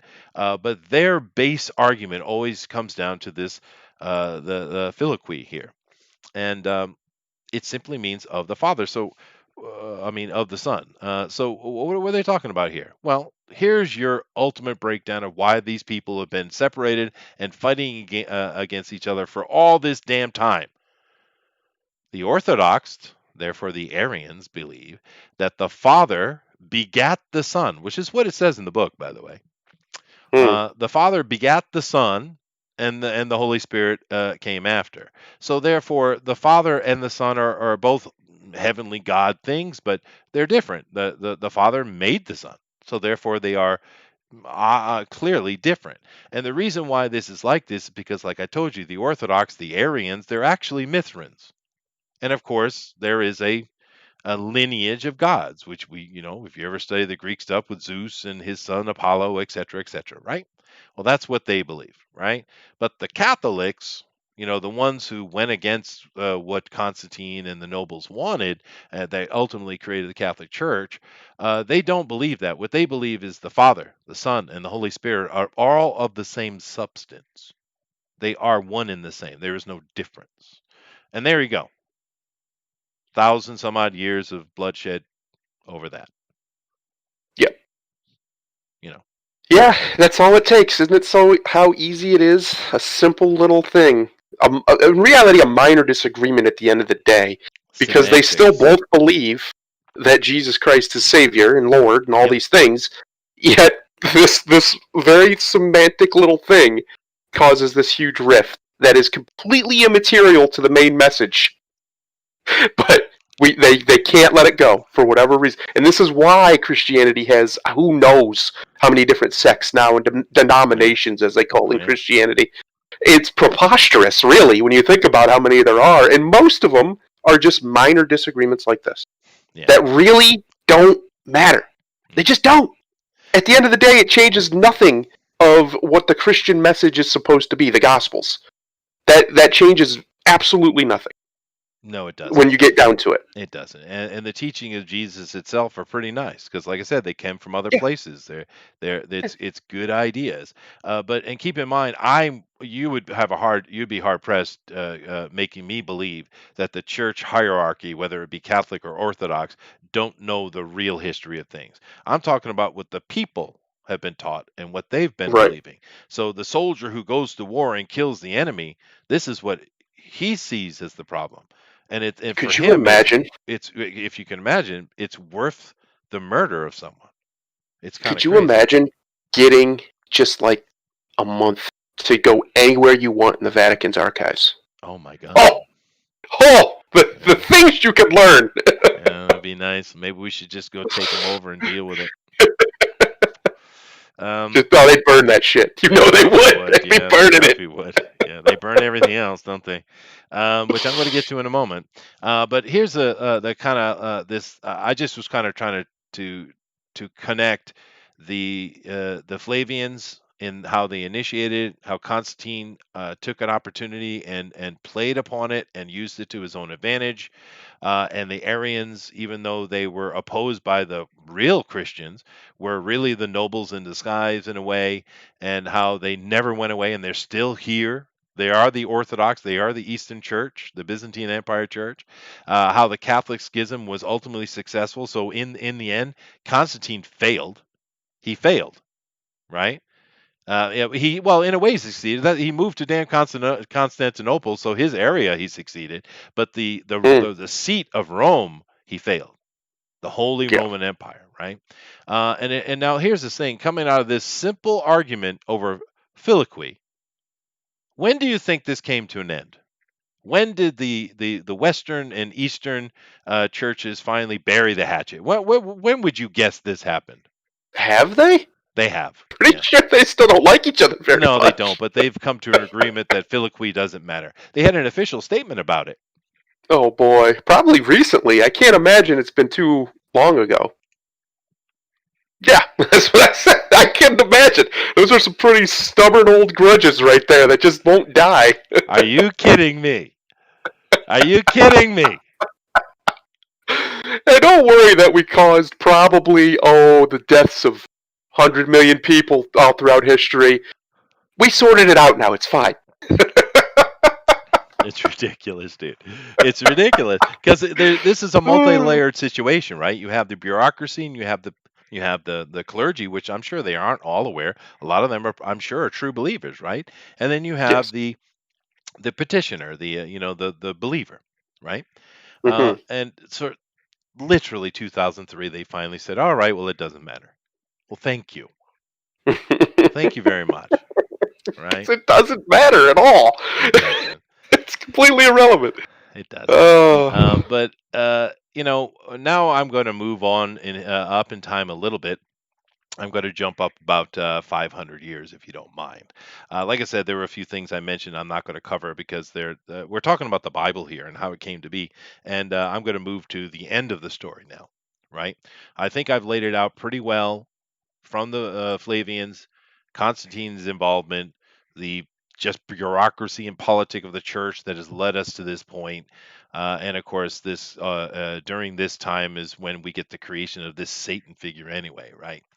Because this is basically taking the pagan gods and vilifying them. This image of Satan or the serpent, he didn't exist before. It's a very recent image. You just think it's what Satan has always been looked like or portrayed because of Hollywood, really. But it's a very important image, I think, because around the same time that this image was being pushed, we had something truly monstrous happening in Europe. Truly monstrous, and we can talk about the destructions and evil of Islam and all the stuff they were doing in the East and the sacking of Constantinople and what was that 12 something, right? I can't remember offhand. What was that? Brain work 1204, I think. Yeah, something like that. Somewhere around there. But Yeah. anyway, so you had all those things going over there. I would argue, and you might disagree with me, but I'm going to argue that what was going on in Europe was way, way darker, way darker. Hmm. And that's hard to say because the Muslims or the Islamists, more accurately, and the Jews, they always collected slaves. They still have slaves. So Yep. slavery never went away. And there's a lot of bad things that has happened over there in the name of Allah. But I would argue that what happened in Europe was much worse. And it's an interesting period of time because nobody talks about it. And so many people died in the worst way possible, dude. The kind Mm-hmm. of death that went on during the Reformation, and that's what I'm about to get into. Uh, it it's so ugly. I'm not even going to put it in this presentation. You can go look for it yourself. But the things they did to their fellow human beings was, dude. I mean, dude. I'll give you Yeah. just one example, just one. They would take a wagon wheel and they would take people and tie them down to the wagon wheel and break their limbs so that they can intertwine them in the rungs of the wheel and then put them up on a post and let them starve to death on it. That's evil shit, dude. Yeah. All in That's the name of pure God, evil. by the way. Well, somebody's God. Yeah. In the name of a God, at Yeah. least. Now, Yeah, no, that's pure evil. This is that right there, the stuff like that kind of stuff, and the stuff the Muslims would do, and the stuff yeah. other Bad, peoples have man. done all throughout time, is why I personally have to believe that there is divine justice, because people Yeah, like well, that shouldn't get away with it. It's yeah. just they shouldn't, even if they do in the end, even if logically they do in the end. I don't care. They shouldn't. So I choose to believe that there's more than just the physical plane, and that some sort of cosmic justice will be meted out to this evil. That's what it is. Call it what it is. evil. If that kind of evil exists, I have to believe that the counterpart exists. I have to. Yeah, no, I understand what you're saying, and if you studied this stuff, you would understand the importance of that thinking. But this is also around the time here at around 15, the beginning 1520 is when I'm about to get into 1600, Mm, and this is also around the time that if you like conspiracy theories and people who talk about alternative history and even way out stuff like David Icke or Michael, Michael Tsarian is a little bit more. Tame. But if you like those kind of things, this is really when they start getting into their whole lizard men and you know um, yeah, extra dimensional beings and all that kind of stuff is really around this period. But and if you that's cool. It's fun to think about, I guess. But I'm not going to get into any of that. I'm talking just straight up what happened because honestly, it's bad enough, right? yeah. And of course, where does this all come from? How did this all kick off? How did things get so damn ugly to the Reformation, where the point that not only did they burn pretty much every book that it was in existence, they rewrote most of them, and it's pretty much agreed upon that we lost time. Now, let me Hmm. repeat that. We lost time anywhere from decades to centuries in the rewriting. So, at best, you are sitting somewhere in the 20th century. This is not the 21st century. It is not.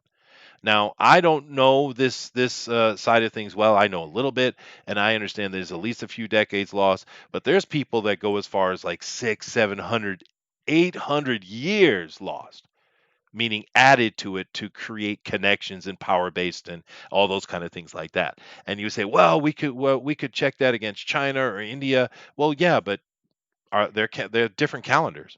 Yeah. Where's your starting point? Where's your comparison? How do Well, you do that? and that kind of stuff's happened in China and India too, at It different has. points. So it's It kind of has. like, we're going off of two different sets of notes here. Yeah. Whose is right? Who's wrong?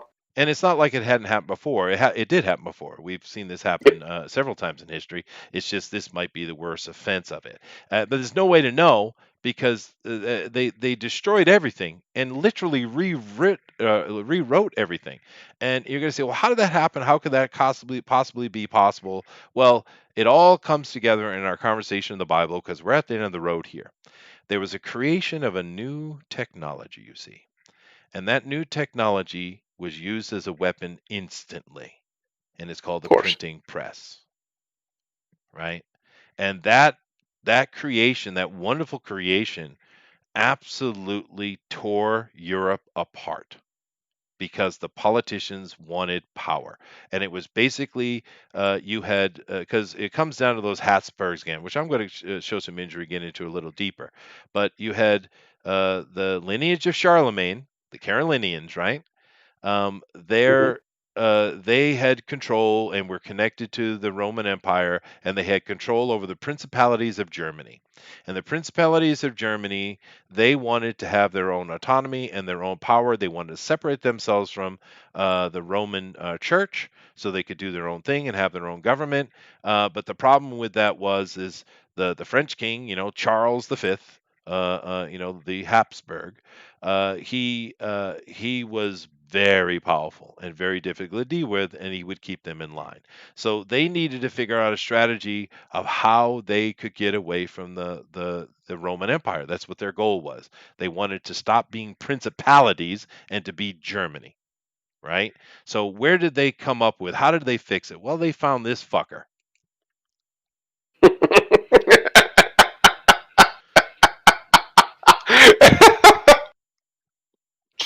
Oh, probably only Catholics besides Chester have ever called him by that.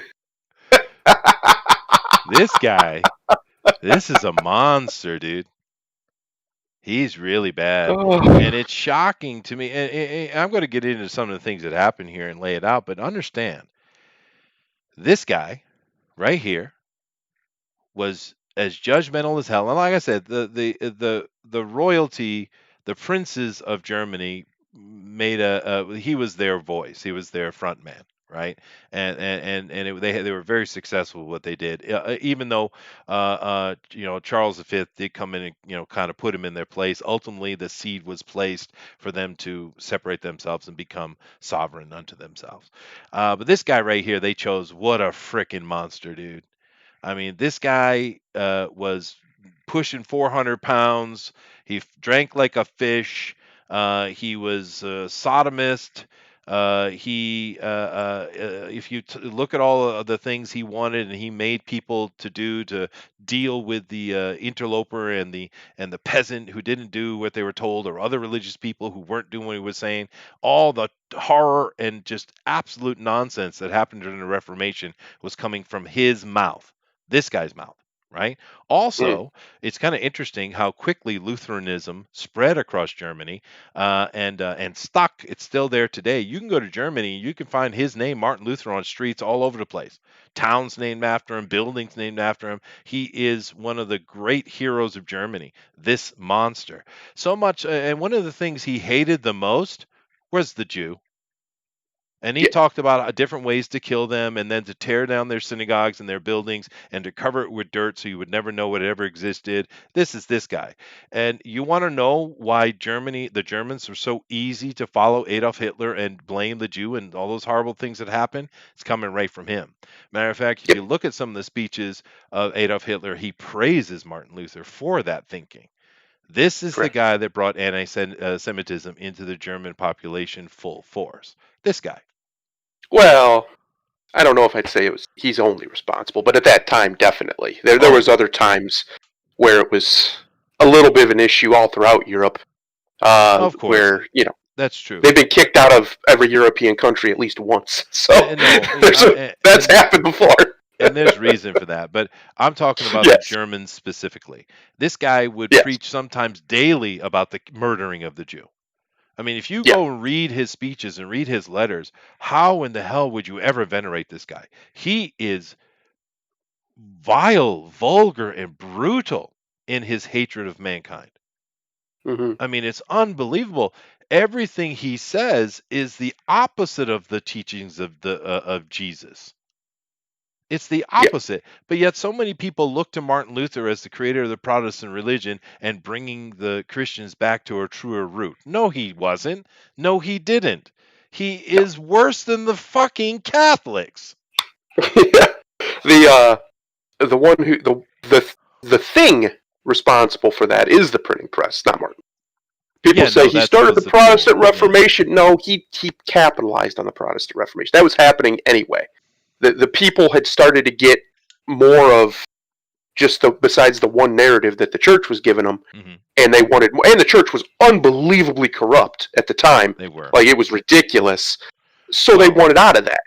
They wanted something maybe I different. should get into that a little bit. Maybe I'm getting ahead of myself. Yeah, let me kind of bring that all to head here. The reason why the Germans had the opportunity and the people were upset, like he said, and of course it was Martin Luther that actually penned the book, the Bible, into German, and people could start Hmm. reading it, which brought along a lot of those problems. Sure, he did do that, but like I was saying, I'm pretty sure it was the princes that were using him to remove themselves from under the thumb of the Habsburgs and the papal seat. But Yes. one of the things that helped them a lot were this other group of fuckers, the frickin' Medici, The right? And the guy in the upper left hand corner was the guy who was pope at the time this all happened. But those Medici popes, they were debaucherers in the greatest sense. There was Mm, nothing Christian about them, not a single no. thing. And there was a lot of controversy. And the reason why the Medicis held power was because they held the Habsburg house in their hand. And the Habsburg house, through threats and money, held the principalities of Germany in hand. And that's how they kept their power. So the people were just disgusted by the Medicis. And this is why Martin Luther had an opportunity to kind of do his thing. And the only thing standing between Martin Luther and the princes was Charles V. But the problem is he's a Habsburg. He ain't any better. Right. Yeah. So it's like you have nobody to kind of fall on here. And when we talk about the Reformation, a lot of people really kind of put it to the peasant revolt in Germany and just stick to that. But this was Europe wide. Do Yeah. keep in mind that these two Bibles that we got, the one written by Luther in 1522, and then of course the King James came out in 1611. These things had never been in the hand of the people before, and the revolution of the written word in people's hand, where they could actually argue with a priest or a tax collector who always fell back on the word of God to do what they're going to do. This was a true revolution, a cultural revolution. Hmm. But the death that was going on across Europe was everywhere. It wasn't just Germany, and this is Correct. a big lie. And this Charles guy, Charles V, but he did try to rein it in, and you have to give him a little credit. People hate the Habsburgs, and there's not really any good word about them, but in a way, he was right what he was doing, because he was trying to keep the order. Whether it's a Hmm. good order or not, he was simply doing that. Well, a bad order is still preferable to out and out chaos. Yeah, So yeah. yeah. But I mean, this, as you can see, with these two books, is the end of the Bible, because now we have a Bible that's in people's hands. And we've been Yes. talking about how we got to the Bible, and here it is. And for the past 400 years, people have had access to their God in a way more directly, and it changed Mm. things, and it still changes things. But like I said, I could do a whole show on the Reformation. It would be a tough one. The thing, just the life of this guy. My God, dude. But then the life of this guy, and oh my goodness, you could do like a year on these guys. Yeah, it was a really dark time. It And it's was, crazy dude. because it was right at the start of one of the greatest times in Yeah, European history, yeah, the Renaissance. And from all of this debauchery is the best word, came a cultural revolution like the world has maybe never seen, as far as just how beautiful art became and yeah. science and just this explosion of information and knowledge that we're still in technically. I mean, it's never Yeah, actually ended. it's We're true. still there. It's just slowing down quite a bit now. And I would say the art and the cultures become basically back to the debauchery. But the scientific part of it, the informational part, is still growing at a pace like no human in recorded history has ever seen. And it all came from these moments. A new schism basically is what happened in the Catholic Church, and it just sparked this something inside of people, that this craving for knowledge, and they went nuts. They went absolutely crazy with it, and They because of did. it, we got chemistry and we got physics, and we got like all these things became actual hard sciences, biology. So much of it came from just there, that like 200 or 300 year period, which is nothing historically, where just the mind of the European man was just opened to science like never before, and it just exploded, and with it became a new form of Christianity, which is what it was, Protestantism. And from that, we're still like America basically became a thing. The ideas of America Yep, are derived largely from the Renaissance, and also obviously from Rome and Greece. sure. But it's the same thing.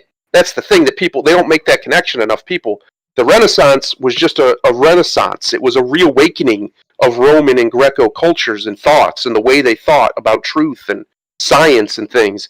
How the place that it was put in their lives, to a lot of Romans, especially the gods, while they were considered, a spirituality, a religion, they saw them more as a like an avatar of something. So like you had the god of war, or the god of whatever. Like pick a thing, and they had a god for it because they were like the embodiment of that thing.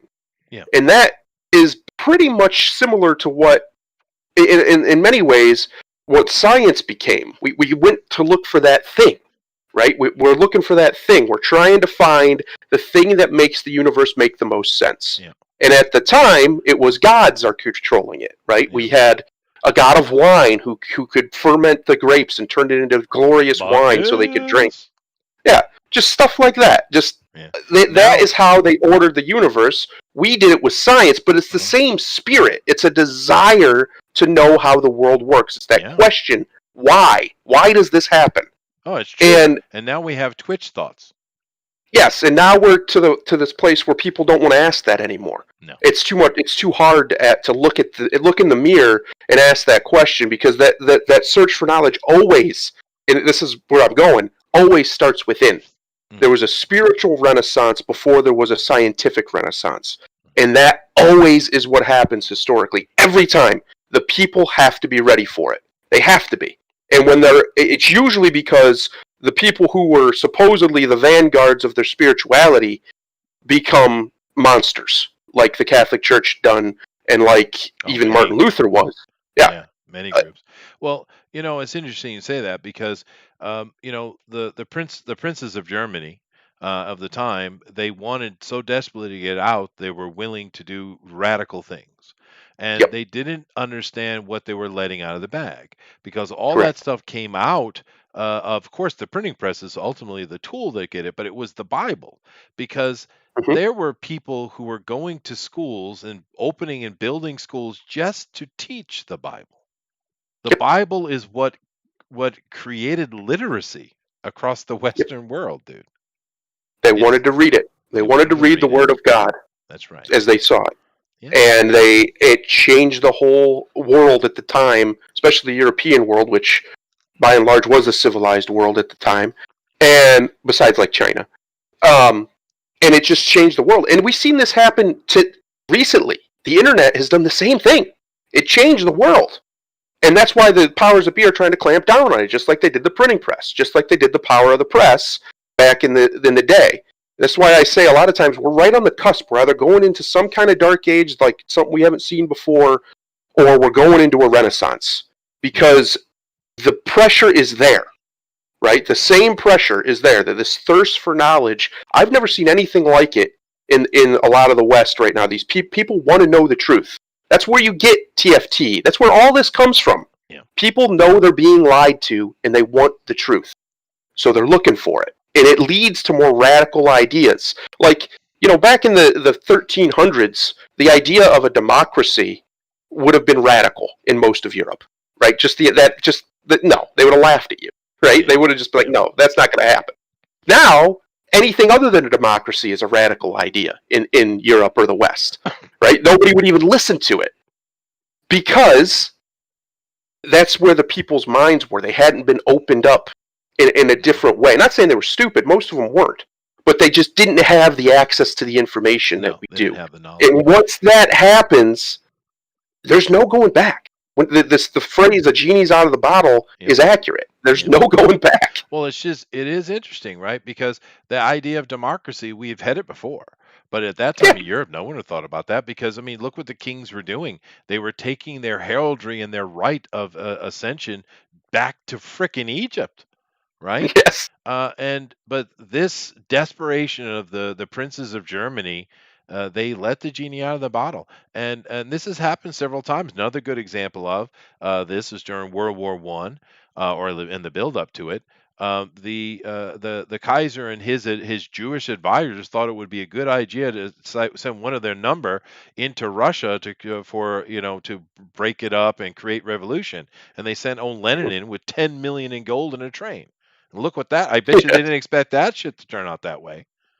No, right? It backfired. Another genie out of the bottle, and I would argue that they've let another genie out of the bottle, whether unintentionally or accidentally, in the whole creation of SNS, because this social networking is really pissing them off. Mm-hmm. And they're doing their best to shut it down, but I don't think you can, dude. I don't think you can put that back in the bottle, dude. Maybe they will this time. See, last time the powers that be of the old world tried to stop it.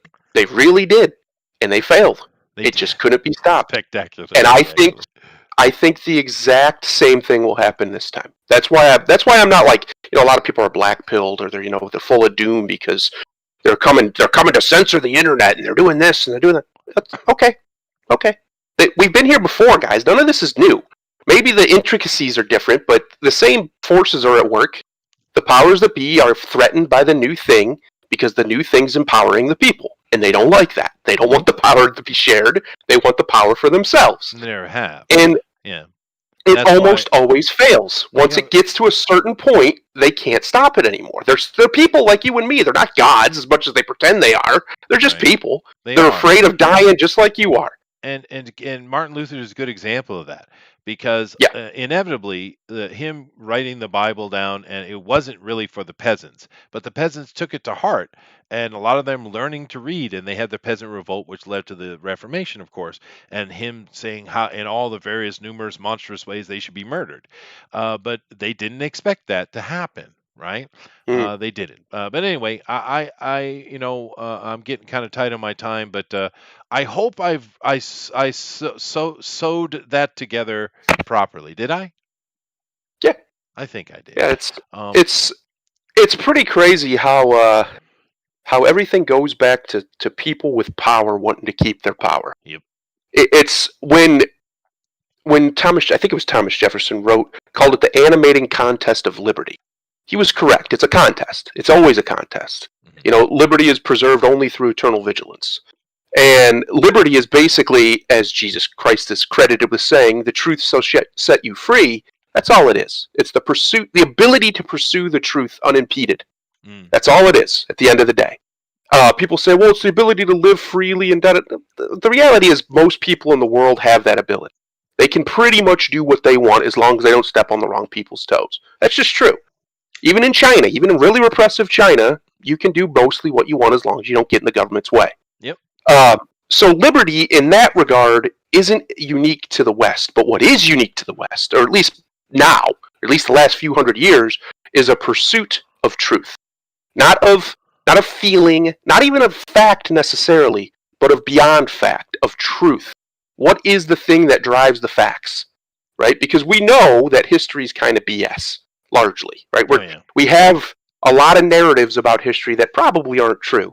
Even American history, as young as it is full of a bunch of fluff. And so what drives that? That's the real pursuit. That to me is what liberty is. It's the ability to chase the truth. When you can't do that anymore is when they start coming for your free speech. They start coming for your free expression. They start coming for your ability to defend yourself. They start coming for your privacy and your property. All of these things secure your ability to live free because they secure your ability to chase after the truth. Now, that doesn't necessarily mean some scientific thing. That could be a spiritual truth. That could be something that brings you to a point of happiness and contentment because, as the Constitution says, life, liberty, and the pursuit of happiness, right? That's what it's about.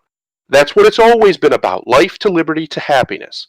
So that could be the truth. That could be the truth for you. If that's all, if you're a simple person or whatever, not even really a simple person, just somebody who that's what you want your life to be. Fine. There's nothing wrong with that. And don't ever let anybody tell you there is that you have to have some higher purpose. No, you don't. Just be happy. That's your purpose. You're gonna die anyway, so why make yourself miserable on the way there? Be happy. Yeah. When it becomes tyranny, when you lose liberty, when you lose the freedom that many Americans have enjoyed pretty much since forever, is when you no longer have that option because of pick a government reason, right? Or whatever. It doesn't even have to be government, it could be corporation. That option is taken from you. That's when you're living with tyranny. Every time. That's tyranny, period. And I think going back to this, like I said, it's a context. It's these forces. It's these forces of repressive order and liberating chaos. But you still need some order or else chaos will become oppressive too. Right? It's a contest between these two forces at all times.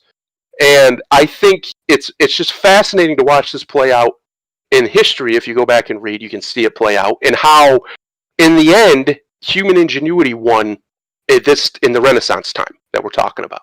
It was this desire for more that won out. And the old guard largely, now, didn't all go away, but largely did go away. At least in the public veneer of them, they went away. The people behind the scenes are basically still the same ones, but they had to change tactics because the people the normal people wouldn't tolerate them anymore. Well, the no, way they were. they did have to change tactics, and it was just a couple of hundred years after this when you see the royal families and the power movers of Europe change their tactic radically, and Yes, they went back once again, connecting to Akhenaten because it all goes back to that dude. Because who was the first person who talked about a new world order? Who do you think it was? him, Yep, Akhenaten. Akhenaten. So they went Well, I back. mean, and let's be real, that's what he had established, That is especially in what he Egypt. established. And he used Yeah, that all the time, the New World Order. The whole thing with Egypt, with the eye of the serpent on top, that's not a human eye, by the way. If no, you go look at the dollar and stuff, you get a magnifying glass, you'll notice it's not human eye. That is a yeah. serpent eye. But they went back to that, and they tried their whole world new order, a new world order, and their globalist push a couple hundred years ago when they started. Boy, they've been successful with it. So it Hmm. continues. The nobility, the power brokers, the shadow governments, whatever you want to call them, they are always screw up somewhere or another, and they have to reapproach it. And here Well, is they keep making the same mistake because they think they're gods and they're not. They're humans, and like humans, their nature doesn't change. yeah, Humans have basically been humans since humans became humans. That was a lot of times saying human, but you get my meaning. So they keep making the same mistake, and what they do is they try and position someone to do a thing, whatever that thing is in this region. A good example is Hitler. I know a lot of people, I know them personally, who they think Hitler was this great opposition to these communist forces. No, he wasn't. He was bought for and paid for by the exact same forces, yeah, except he went rogue on them. They weren't expecting that. Same yeah. thing No, happened with Osama bin Laden. Same thing fascist. happened Yeah. with Saddam Hussein. Same thing happened with Napoleon to a large degree. Like this thing keeps happening to these same people who are behind the string pullers behind the scenes because they think they're untouchable and they're not. They give the wrong person this power or they push them into a position of power and then they get, you know, slapped back for it because Yeah. they're like, no, I don't want to give up my power now that I've got it. Why would I? Well, and Um, I would put Putin in that list in modern time. Yep. I think Yeah. Putin. I think Stalin is another. I think all of them. Not all of them, but most of these guys, modern guys that have become, super demonized by the Western media. Except for Stalin, I guess, isn't anymore, but he was for a long time. Um, were put there with a purpose in mind. I don't know what the exact purpose was of Adolf Hitler, but he was not in a some grassroots thing that just happened, like No, the no, media it portrays was it. planned. No, yeah, he was paid. I mean, for crying out loud, the Bushes donated to him. He had money from all over the world where people donating to him, giving him up, propping up his businesses in Germany that he set up through the German government, like Volkswagen and stuff. Yep. Like, all of that doesn't just happen. That was somebody with a lot of power and influence said, that's my guy to do whatever he needed done. I don't know what it is. I could make some guesses, but I don't know. But they needed him to do something because he was super charismatic and he could get people to listen, obviously. Even today, you can listen to some of his speeches. They're fantastic. The dude could talk. Oh yeah, Um, that's true. He would. Now so let me. they just used him, is what I'm saying. They did. They did. Let me just wrap this real quick, and I'll come back over the other side, and we can finish up the conversation here. But just for this presentation here next week, because this is the end. This is where the Bible ultimately became a tool of freedom and a tool of oppression at the same damn time, right? Yep. So we've kind of went from how the Bible was created, how it was usurped, and how it was ultimately accidentally used that to free the people. Next week, we're going to get into where this started. How did we get here? Right. Hmm. And I think that's an important thing. And just to give you a little bit of a sneak peek, I showed this picture of the Habsburg Charles V here, Mm-hmm. and I don't know if you've noticed that several people I've been showing you in pictures I've chosen specifically throughout this presentation and throughout history, they got a kind of a wonky jaw. Have you noticed that? Yeah. They Mm-hmm. do. It's called the Habsburg jaw, which is actually much older than the Habsburgs. The Merovingians had the same thing, and others. It's an interesting point to connect you to because let me show you where I think this jaw is coming from. You ready? Oh my. Oh my. Yeah. Could be. the genetics of the Hyksos, and particularly the royalty. Because how do these people, because a lot of times when you read books or you watch a movie, a king is made because he does something heroic in an age where such things are available to become leaders and yada, yada, yada. That's not true at all. Kings have always been put in position, all of them. They are chosen. They're not by random at all. So next week, we're going to talk about where this all started, and of course, that comes down to this: the Amonist versus the Atenist, because that's what it all Mm. comes down to. All right. Well, And it always comes down to that at the end of the day, two competing, the contest, like I was talking about. And what I was getting at with like the Hitler parallels is you go back to Martin Luther and stuff, there's always something that happens that causes a divide of what to pick something. It doesn't matter. It can be something as ridiculous as the where Jesus is on the pyramid of or the triangle of the Trinity, right? Like it's something that really doesn't matter, but people they can use it as a wedge issue, drive people apart, and voila. But here's the good news out of that. Out of it, for some reason, these people always bring about their own destruction, probably because they're stupid. At the end of the day, they're really smart, but they're also really stupid. Out of it came the Renaissance, the greatest period of human art and learning probably ever that we have in recorded history for sure. And what I'm saying is their failure, and they're gonna fail. I guarantee you they're gonna fail. I don't know what it looks like on the other side, but they always do. Their failure is going to lead to something unbelievable. possibly. Unbelievable. Most of us will probably be gone by the time it happens. Like the people after all of this stuff, and that right there in the high Renaissance when it was really at its peak.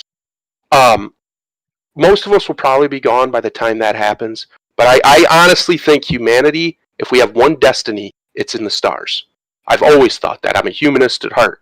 And that's where we're going to go. And I think we are going to get there. But we're going to have to get through this, they call it the great filter. We're going to have to get through it. And that starts with getting rid of really, really bad people with a lot of power. Yeah, We got to that's the stop. problem. It is. And if we can go to the stars, that could be potentially a chance for true freedom because Yes. we don't have time to get into it. It would take hours and hours and hours and hours of conversation. But if you really look at our history and you go back at it, we've never been free. We've never Correct. been free ever, ever, ever. And it would be really interesting to see what humans would do with freedom. Mm-hmm. I would think. Of course, when I'm doing the presentation, guys, I can't see the chat at the same time because I'm like back over in the presentation software. But I'm coming over Mm-hmm. here looking at your chats and stuff like that. You guys got a lot of great comments and really cool stuff. Yeah, of course, Luther wasn't the only one. Of course, he wasn't. No. But he's the one that stuck. Is the point, right? And his word had a lot of push, and that's ultimately because he was backed by the power where the other guys are Mm-hmm. just one. And keep in mind, some of these people you're mentioning here, Luther had them killed, right? Yep. So yes, there were many people like the Anabaptists, for instance. They were probably some of the most purest Christian pacifists you can think of. They're like Jainists, really, if you want to compare them. And he killed a lot of them, dude, right? And they were pure 100% nice, sweet, pacifistic people, and he just murdered them. But yeah, good points over here, guys. Great, interesting stuff. And yeah, no, I'm enjoying this series. It's a lot of fun. Next week is going to be it's going to be a lot of fun. There's more speculation next week because we're going back 3,000 years, so we don't have Mm-hmm. every detailed piece of information, but general agreement is what I'm going to kind of stick to. I'm not going to get into those funner conversations of aliens and things like that because they are fun. I'm not going anywhere near it. I'm going to stick to what we know best and to try to put a line of how things came to be. Mm-hmm. And we're going to do that next week. But other than that, I do need to get myself moving along. I got work, but I enjoyed it, had a lot of fun. Thank you very much, Thundero, sir. And Yes. yeah, let me see. I think it's time to get out of here. So go ahead. Let's do it. Let's get out of here. Well, that means you take us out of here. Oh, you want me to take us out of here? Yeah. Okay. I think, you see, I know a lot of people, especially in America right now, are very downtrodden. And they're thinking everything's hopeless and we're heading for dark times. And yeah, we are. And that's okay. That's okay. Because we were always heading there, guys. Like, the one truth about humanity is nobody gets out of this alive. Nobody. No one. So dark times were always going to come. It doesn't matter about the dark times. It matters what you do with them. And I think we are at the greatest time in American history because we're the ones who get to choose. Us. Every single one of us. Not somebody in D.C., not some politician who's going to save us, not Donald Trump, not Joe Biden. We do. The people. We get to decide what happens in the future, what the future looks like for pretty much all of mankind, because as we said, America is the new Rome, and what we mean by that is it's the center of the world. If other people might not like it, but it's the truth. We're the powerful, we're the most powerful, we're the biggest economy, we're the center of the world. Now that might very well change and probably will here very soon, but that doesn't matter because we still get to decide. So we need to make good choices. We need to stop following bad people when we know they're bad and believing people that we know lie. And just be good. Don't be nice. Don't try to be something you're not. Just be a good person. It's not as hard as people think it is. You just have to do one very simple thing with yourself. Be honest with yourself. That's the hard part. But being a good person is pretty easy. Just leave people alone. Don't get in their business and try to be as honest with them as you possibly can. And we'll get through it. Humanity's been through some dark stuff before. We're still here. We're pretty tough little monkeys. We get it done. And I think we will get through this on the other end. And I really do think, maybe not us, but our grandchildren or our great-grandchildren will fulfill mankind's destiny and make it to the stars. I really believe that. So have a good night. Try to have a great year. This year's still starting, still going. So far, nothing crazy and big bombastics happened. I mean, unless you count the Capitol thing where they marched in and took selfies. Other than that, it's been a pretty slow start to 2021 so far. So hopefully we have a good year. I think we might have at least a better year than last year. But regardless, even if we don't, there's always hope. If your heart's still beating, there's hope. Have a good day. Namaste. Later, everybody.